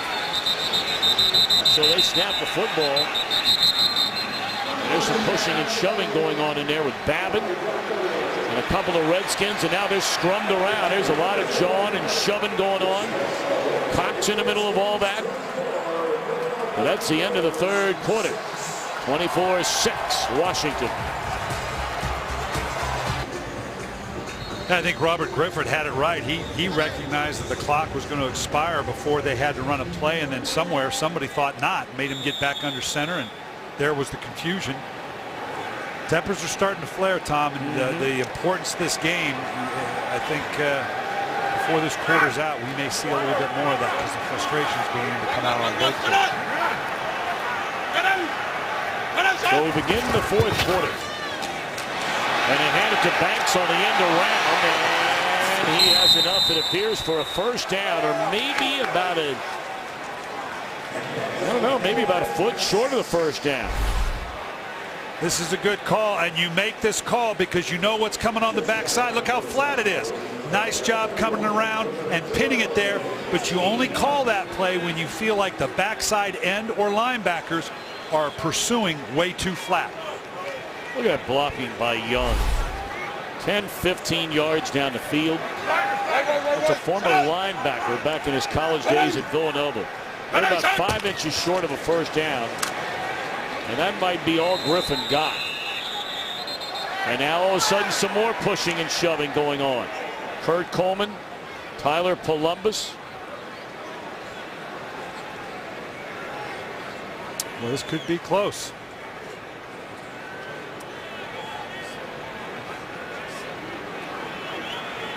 I don't think he made it. Oh boy, and then our line is unofficial there. You can see a little bit with that yellow line, but it is unofficial. But yet it tends to be pretty darn close. I'm not sure Washington doesn't go for it here. Just wedge it up, do something. Not that the 3 points aren't important.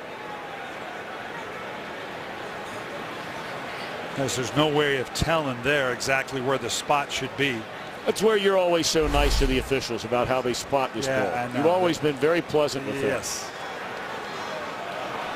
Yeah, and you couldn't spot that a quarter of an inch the other way, huh? Just a half an inch. You're sure it's there, right? You're absolutely sure.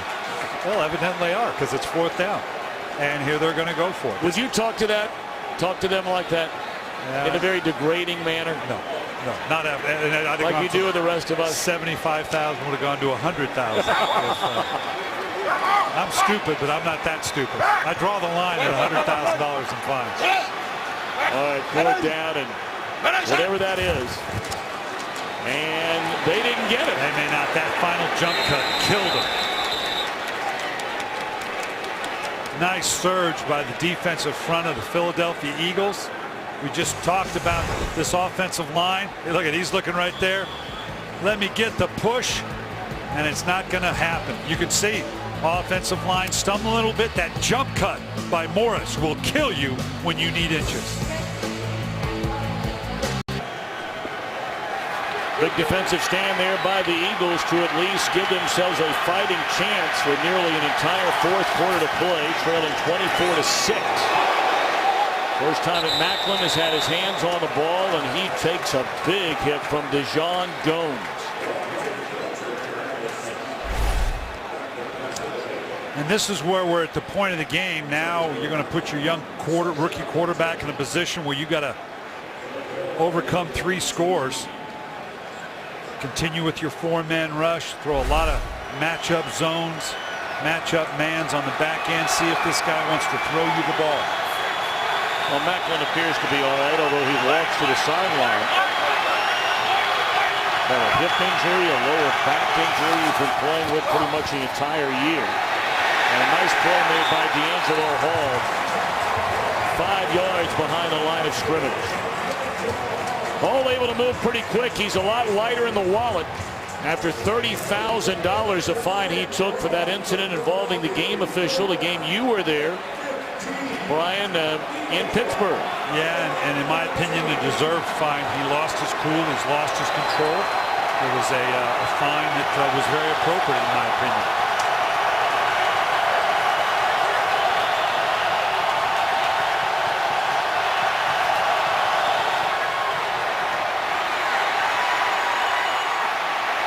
Bowles just fires out of bounds as he takes a hit from behind by the chasing Redskin defender. Offense number 64. Penalties decline. Fourth down. That was Lorenzo Alexander breathing down his back. This is what I'm talking about, the zones on the back side. You're going to just flood the zones, make him throw it into one of these areas where you got more bodies than he does. Let your four-man rush get home, which it did this last play. Nothing to go to. That caused Nick Foles to pull the ball back down, get outside the pocket, which is not his strength. Led to not only the hold, but the incompletion. So you get a big defensive stand on a 4th down and less than a foot. And then you punt 4 plays later. Delay game, defense number 20. Illegal movement prior to the snap. 5-yard penalty, 4th down.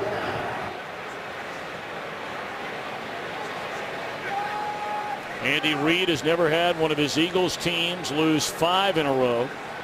So it goes without saying they lose again today. That stretches to 6 in a row. They began the year, you may remember, with back-to-back 1-point wins. They were the first team in NFL history to win each of their first 2 games by 1 point. We saw them absolutely annihilated in Arizona before they got a win, and have not won since. RG3 and the Redskins up big. We're in the 4th quarter. 24-6. Redskins in front. 13:05 to play. Redskins trying to end a losing streak of their own, which stands at 3. You may remember they were 3-3. They had a crushing loss against the Giants. And they had gotten the big touchdown pass to Santana Moss and gave up a 77-yarder to Victor Cruz as Morris picks up close to 15 on 1st down, and he's inside the 40 to the 38-yard line. Well, another great block by Darrell Young right here, and they start. This is that little pitch to the outside, and now the strength of Alfred Morris. When you can, you get downhill. The way this guy carries his pads, always getting positive yards. This is the strength of the Redskin team, their ability to run the ball, to set up the play-action pass, and that leads to the big play. 110 rushing yards for the Redskins so far. And nearly an entire quarter to add to it. Flag down. That'll be a gain of 2. Get some more pushing and shoving and talking. Holding, offense number 78. 10-yard penalty, 1st down. That's on Lichtensteiger, the left guard. Of course, Mike Shanahan, he knows all about the running game and finding that diamond in the rough in the 6th round. The great Terrell Davis, Gary behind him, and Mike Anderson in the 6th round of 2000. And each of those backs having at least 1,000-yard rushing year. And Morris well on his way after they found him in the 6th round out of Florida Atlantic. Clinton Portis, Reuben Drones, Tatum Bell. I mean, the list goes on and on. Griffin inside the 30 and tiptoes out of bounds at the 20. And this isn't fair. It really isn't. We just talked about the effectiveness of the Mike Shanahan running game, his ability to put backs in position to gain yards. Here with the play fake, you just gouged him with Morris. And now look at the way they're collapsing in here. They have to. But again, it's one guy. If you're going to spike inside, then you've got to come to the outside and account for Robert Griffin III. They're not going to do this a lot. He's not going to keep it a lot. But if you make him, he will. And this guy can kill you with the athleticism and the speed he has when he gets outside the edge. Morris run out of bounds at the 11-yard line. Redskins just chewing up the clock on the ground. And we send it to Kurt Menefee in Los Angeles. Well, that other NFC East team playing today, the Dallas Cowboys, were down 13-0 at home at halftime to Cleveland, but they're clawing back. Felix Jones' 2-yard score pulls them to within a field goal early on in the 4th quarter. Tom and Brian.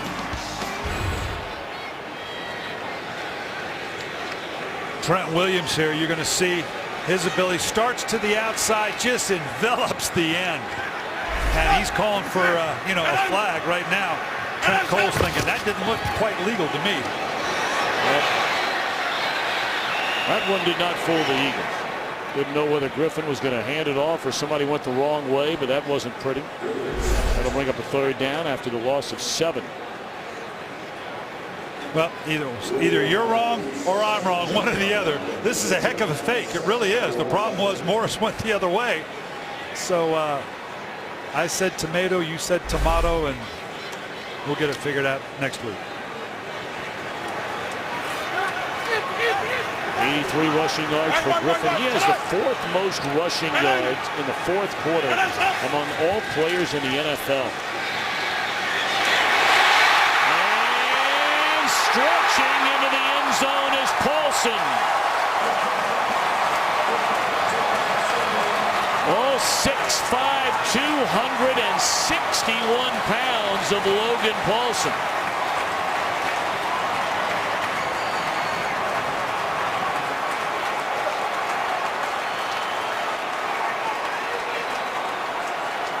A 17-yard touchdown throw. Watch the size and the presence of RG3 here. They're collapsing around him, stays strong in the pocket, delivers it right where it needed to be thrown on the outside shoulder, and all 270 pounds of Paulson. This is an undrafted free agent in 2010. This is a big old tight end that runs about a 4.5 40. Redskins love what they see in Paulson. Going after good by Forbaugh. Andy Reid's Eagles are being run out of the gym in the nation's capital on this Sunday afternoon.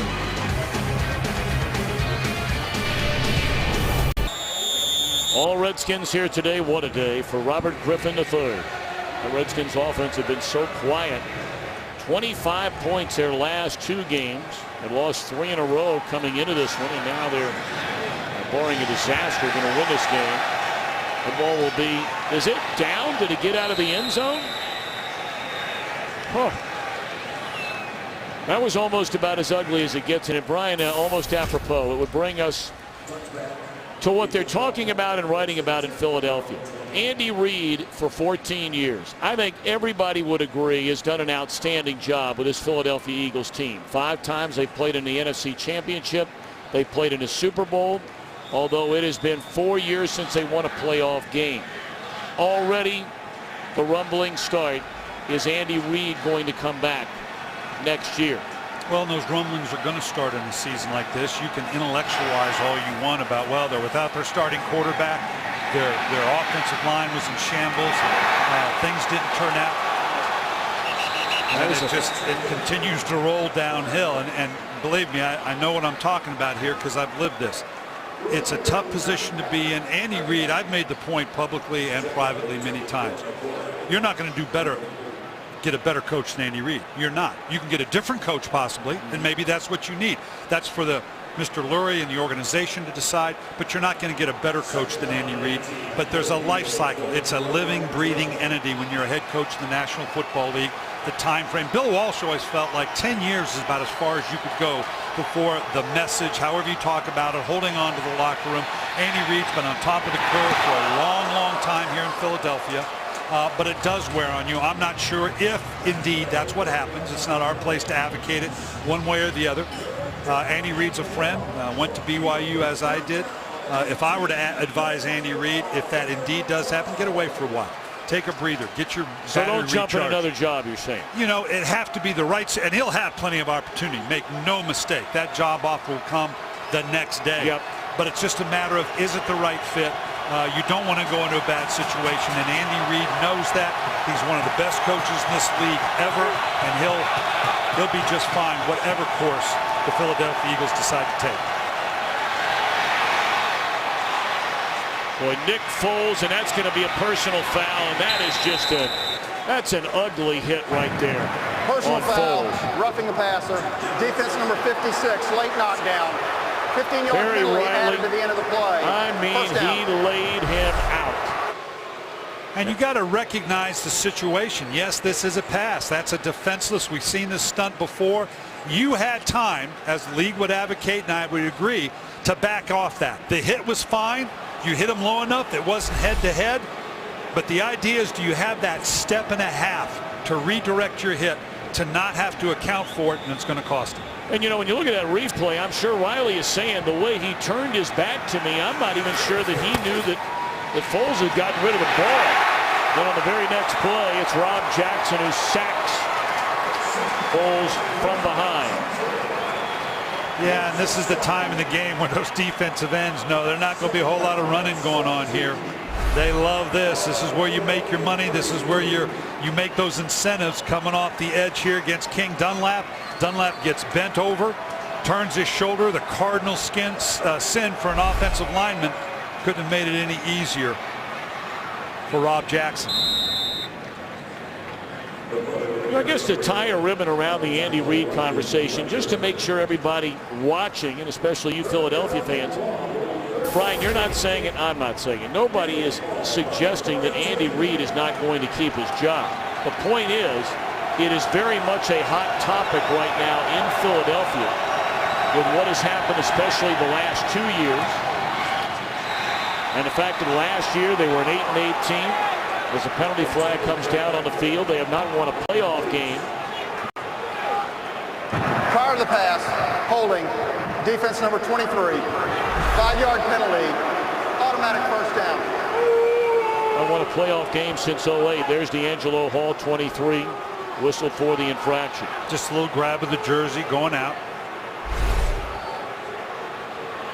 Well, last year with Andy Reid, a lot of people speculating maybe the end of last year. But as is deserving of a coach as successful in Andy Reid, it was an organizational decision. We're going to come back. And here's why we're going to come back. We've got these many elements in place. Throw outside to Riley Cooper. And we'll finish this after we go to L.A. and see what they have going on the rest of the league. Well, Brian, maybe the shocker of the day, Jacksonville at Houston. Chad Henne in for the injured Blaine Gabbert. 4 touchdown passes, including this 81-yarder to Justin Blackman. They lead at 34-20. Tom and Brian. That is indeed a shocker. His challenge, the pass was incomplete. Yeah, clearly used the ball to trap it in. Enough movement there. Probably a good challenge. We'll see when we come back.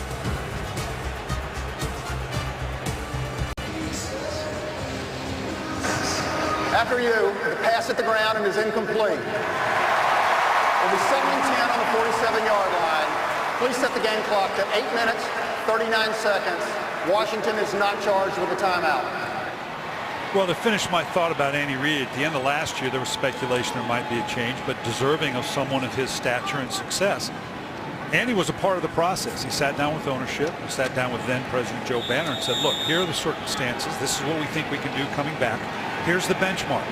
And coming back this year, clearly this wasn't the benchmark, but unique to his situation, and I give the Eagles great credit for it. Andy was a part of the process. So obviously at the end of the season, it will be what it's going to be. The problem with the whole Reid thing, I mean, multiple problems. Many feel like he hitched his wagon, perhaps his career in Philadelphia, to Michael Vick. Certainly there were major character issues there, although Vick has come back and has kept his nose clean and on the straight and narrow. You hire an offensive line coach to be your defensive coordinator, which he did with Juan Castillo prior to last year. And then during training camp, after sadly, of course, the tragic news of Reid losing his son. False start. Offense number 25. 5-yard penalty. 3rd down. It was shortly thereafter, and it was really a very uncomfortable situation, I'm sure, for Jeff Lurie, where Andy Reid's agent comes out and says, Jeff Lurie says that Andy Reid can be the coach as long as he wants. And Jeff Lurie shortly thereafter had to basically come out without really coming out and said, I never said that. Yeah, well, Mr. Lurie, like any owner of the club, I applaud what Mr. Lurie did in terms of saying, look, here's the parameters going forward. Here's our expectations, and I'm not going to talk about it till the end of the season. Yep. I think it's always smart for an owner to not put himself in that position. There's going to be speculation, but the minute you then, even if it's the vote of confidence that we see so often, and we'll see somewhere between now and the next couple of weeks, some owner's going to give his coach the vote of confidence. All that does is then in future years, When you don't do that, it's okay. Well, wait a minute. Now, what are you saying? So they've gone about it in the right way, and they'll make, as they say, the appropriate analysis at the end of the season and go whatever direction they choose to go. But make no mistake, Andy Reid's as good a coach as has been in this league, and will have another opportunity.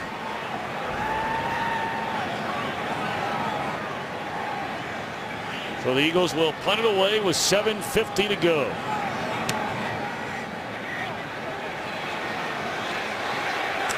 That's from the 7-yard line. A good return of 13 yards up to the 20. Today has been Robert Griffin III. I mean, can you have a better day than he's had? Only one incompleted pass, and has thrown 4 touchdowns without an interception.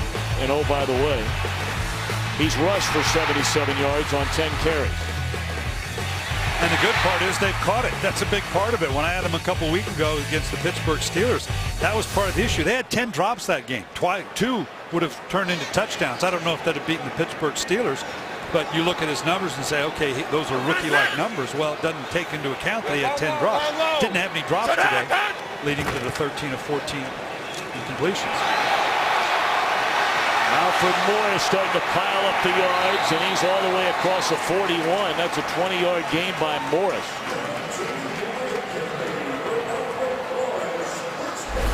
He is second only to Tampa Bay's Doug Martin among all rookie rushers in attempts, yards, and touchdowns. Nice zone influence on the backside. Just brought Niles Paul all the way to the backside to build that inside zone that cut all the way back over the weak side. And look at the physicality of Morris. That's what they keep talking about when you talk about to the coaches, I should say, is that he carries his shoulders so well. He's a downhill runner that keeps you out of those second 13s, second and 14s, because even if it's second and 8, that's positive Offense yards. number 10, 5-yard penalty, first down. But this is the thing with the penalties. We've seen it all day long. I know Mike Shanahan, they come out of this as likely they will, up 31-6, and now they're sitting there at 4-6. They can feel pretty good about themselves because they can affect very directly, because of their schedule, what they're going to do the rest of the way. But forget the productivity and the drops. These penalties are going to kill you down the road if they continue to have these kind of mistakes. Well, we brought up earlier, I mean, you know, with all we've talked about the Eagles and Andy Reid and everything else going on, the Redskins are the most penalized team in the NFL, and that's saying something when you've got more penalties than the Oakland Raiders. That has not happened in virtually an eternity in the NFL. College football's biggest championship games return to Fox. Friday, November 30th, the Pac-12 title game. UCLA will be there. Will it be against Oregon or Stanford? Then December the 1st, the Big Ten title game. Wisconsin will be there and will battle either Nebraska or Michigan. Only on Fox, the Pac-12 championship in the Big Ten.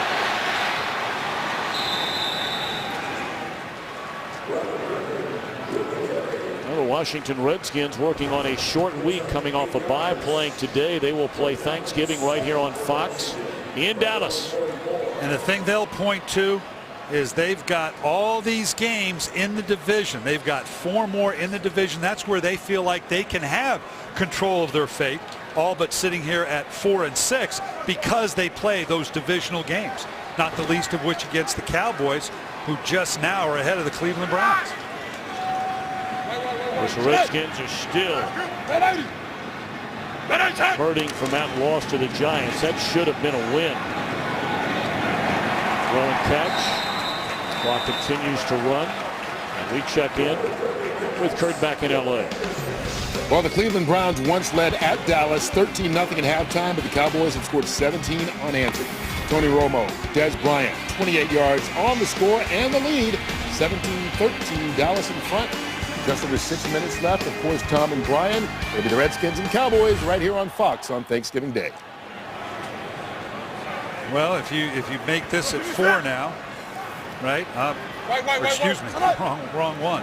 Put that at 4. You got people yelling at you right there. Yeah, I know. They're going, well, they're trying to steal it from us.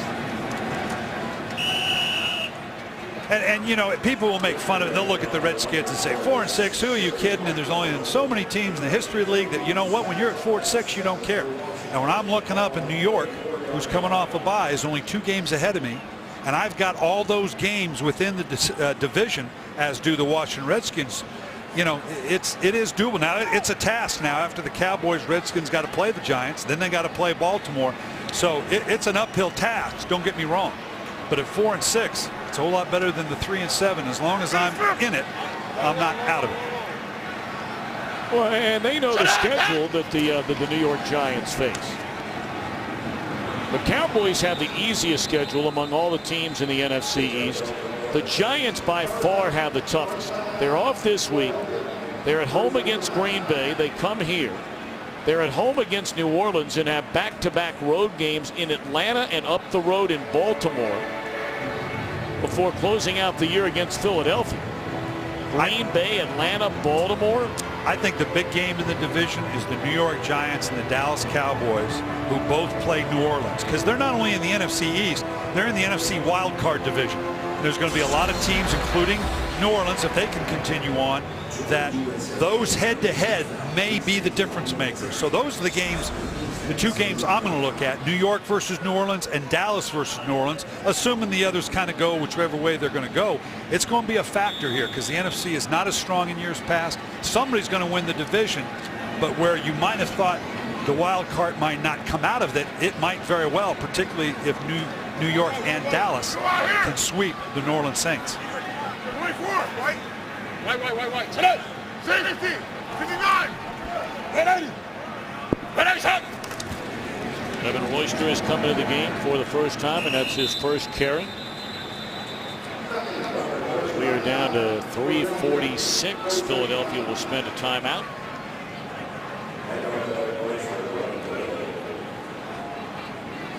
Today's game being produced by Bob Stenner, directed by Artie Kempner. His entire family with him in town. Our technical producer is Bob Mueller, our technical director John Howard, and our audio mixer Mr. Jeff Cohen.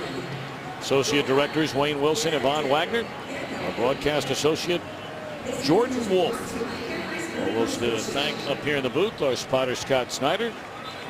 Stats crew headed up by Tom Barbary and Bill Harmon. Eric Norton, Mike Eldridge down in the truck.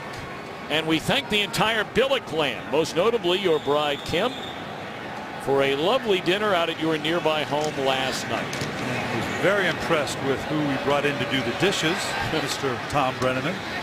Well, you know what? When a family invites you into their home and you eat the way we ate, drank the way we drank, hung out, had a great time, the least you can do are the dishes. You did that for one reason, because now for the next 6 months I got to hear from my wife. Well, did you see Tom do the dishes when he was here? I know you. I know what your motivations were. Some might say that's an Eddie Haskell move. That was. You've been referred to there before. Well, this certainly isn't where Nick Foles wants to be, but part of the equation that we're talking about for the Eagles going forward is they need to find out if this young man is the guy they want to be their quarterback going down the future. That's the other part of this whole thing, Brian, when you're looking at Michael Vick and all the concussion symptoms that Laura reported upon earlier. He's not even able to drive his car. He did not make the trip down here to D.C. with a team. And, you know, if he's able to come back, do you put this team back in his hands, or are you going to get a look at Foles the rest of the year? Or do you need to go whatever direction is available to you, whether it be the draft, free agency, whatever? Every team, you know, in this league, it's real simple. You either have a quarterback or you don't. And if you don't, you better be in the process of getting one. So as we go down the way for the Philadelphia Eagles between now and the end of the season, this is not only Nick Foles in the quarterback position, a lot of positions, but no more important than the quarterback position. What do we have in this young man? Is this something we can saddle up to be our guy going down years to come? Stay tuned. Following our game for the Pepsi postgame show right here on Fox.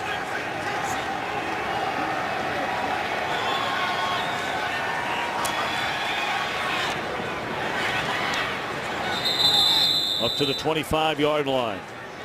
As we are now under 3 minutes. Eagles on their way to losing their 6th consecutive game. The Redskins will halt a 3-game skid of their own. On the other side, and again, Mike Shanahan has received his fair share of criticism as well. A little bit different circumstance right now. They know who their quarterback is, their franchise guy going forward. They're a team that had high expectations, got decimated defensively. They were thought of as maybe a top 10 defense. But then you talked about it, the injuries, not the least of which Brian Arakpo. We just got Merriweather back, the suspension of Tanar Jackson. This is a team that has a good enough base. We've seen the running attack. What we say, a good offensive line. Probably could add to the receiving corps. But Mike Shanahan, one of the best coaches in this league, a 2-time Super Bowl champion, he's got his quarterback in place. He caught a little heat a couple weeks ago after an emotional loss to Carolina, intimating that maybe they were just going to evaluate talent the rest of the way. He tried to clear it up, saying, no, we're going to evaluate our guys as they make a playoff run, because every game is basically a playoff game. Okay, I'll take that at face value. But a little bit different situation for them, what their future looks like. And they are going to find out about this team a little bit between now and then. I don't know if it will yield anything this year, but it's going to have residual effect in terms of when they start in 2013 with their quarterback position set, whatever additions they're going to make. This could be a pretty good football team going forward. Foles has had to run for his life all day long. Just threw that one into traffic, and Selleck hangs on as Foles gets off the mat again.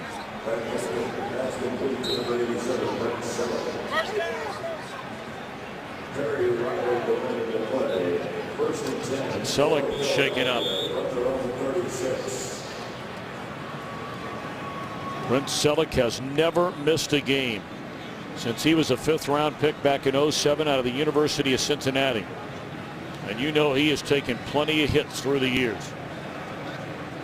And has a big part in Mike Vick, and as did Nick Foles, mentioned that, you know, any quarterback, if you're a good quarterback, you usually have a pretty good tight end. You have the ability to get it to go-to guy in critical situations. Certainly Brent Selleck has been that for years, been a 70-plus catch guy, kind of on pace this year to do the same. They thought that was a priority. Now go back to what we were talking about. If this thing goes to 4-6, that means 2 games behind New York. Dallas is currently leading in the 4th quarter. 2 minutes left to go against Cleveland. And is on a short week, as we said, going to take on these Washington Redskins. 1:58 to go. 31-6, Washington Redskins in front.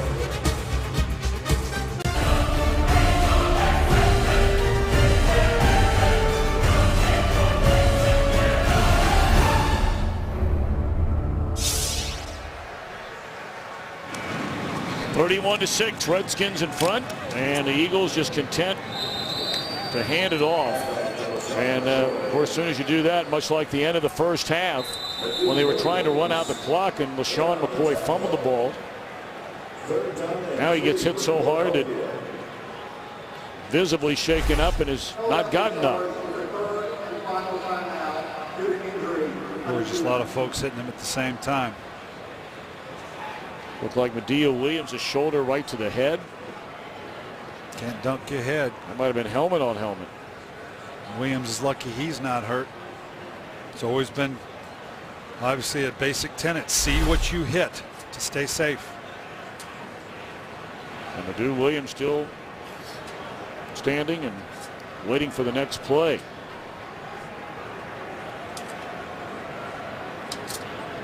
Let's send it back to Kurt Menefee.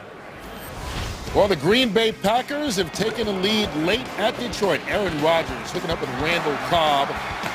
Nice. 22 yards on the score. They lead at 21-20 inside of 2 minutes left. Tom and Brian, time permitting, when your game is done, we'll take your audience to the conclusion of that game. Already roughly about the same amount of time left as McCoy is still down for the Eagles. Tell you the one team that has really hurt themselves conceivably today, Brian, the Tampa Bay Buccaneers. They're down 21-10 in the 4th quarter. They had the ball at the 1-yard line with a chance to take the lead. Fumbled the ball, and Carolina has just scored again to go up 21-10. That would have put Tampa Bay at 6-4 winning that game today. Yeah. Got them next week against Atlanta. They've been playing well up to this point. Stay tuned. Following the game, it'll be the Pepsi postgame show.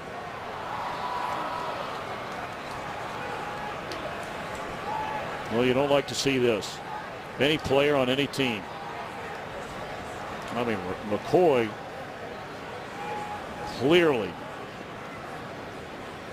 shaken up after that big hit by Williams.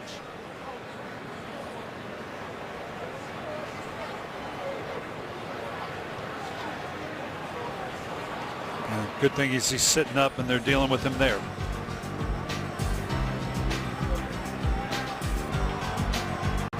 Well, they brought a car down to the field to take off LaShawn McCoy. That's scary stuff. Just that look on his face and the look in his eyes as he was driven into the Philadelphia locker room. Third down pass knocked down by Josh Wilson. Laura Oakman. It's LaShawn right now, Tom, but also Brett Selleck. We saw that hit he took last time they were out in the field. He's being evaluated right now for a head injury. Had 3 quarterbacks go down, of course, last week. Those are the guys that get all the pub. A guy like McCoy will, a guy like Selleck will too, but all the others. And that is very much on the forefront in terms of major issues in the NFL before the year began and right up to this very weekend. Free play for the Eagles. Offside, defense number 97. 5-yard penalty, first down. It's Lorenzo Alexander. 8 years ago, he entered the league as a 6'1", 300-pound defensive end. All the way now down to 244 pounds. Has played 8 different positions on both sides of the football. And we saw when London Fletcher went down, they put the helmet, the communicator on him. This guy's doing a lot of things. The more you can do in this league, it can last a long time when you do as many things as Lorenzo Alexander does now. Well, the only positions he has not played would be catcher and pitcher. That one is incomplete.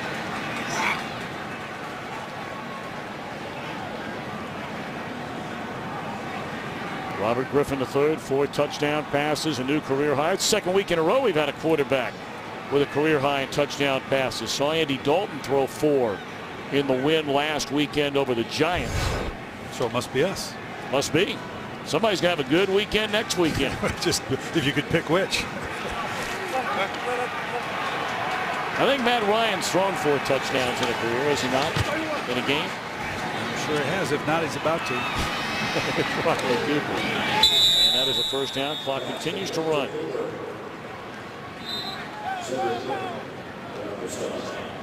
Josh Wilson hurt. First down.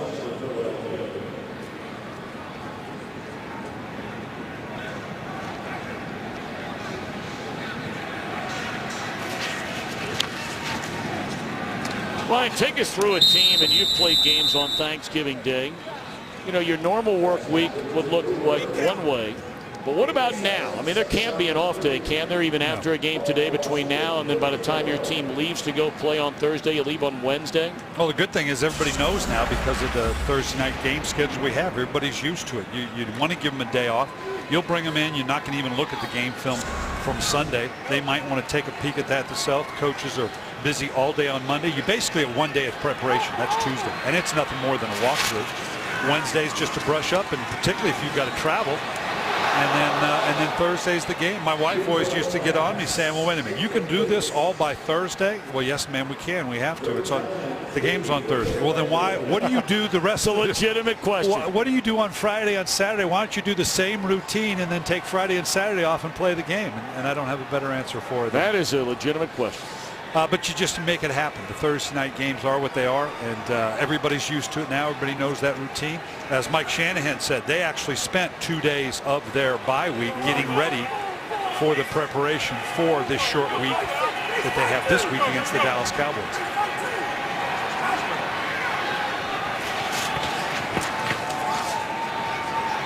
Foles gets it away, incomplete.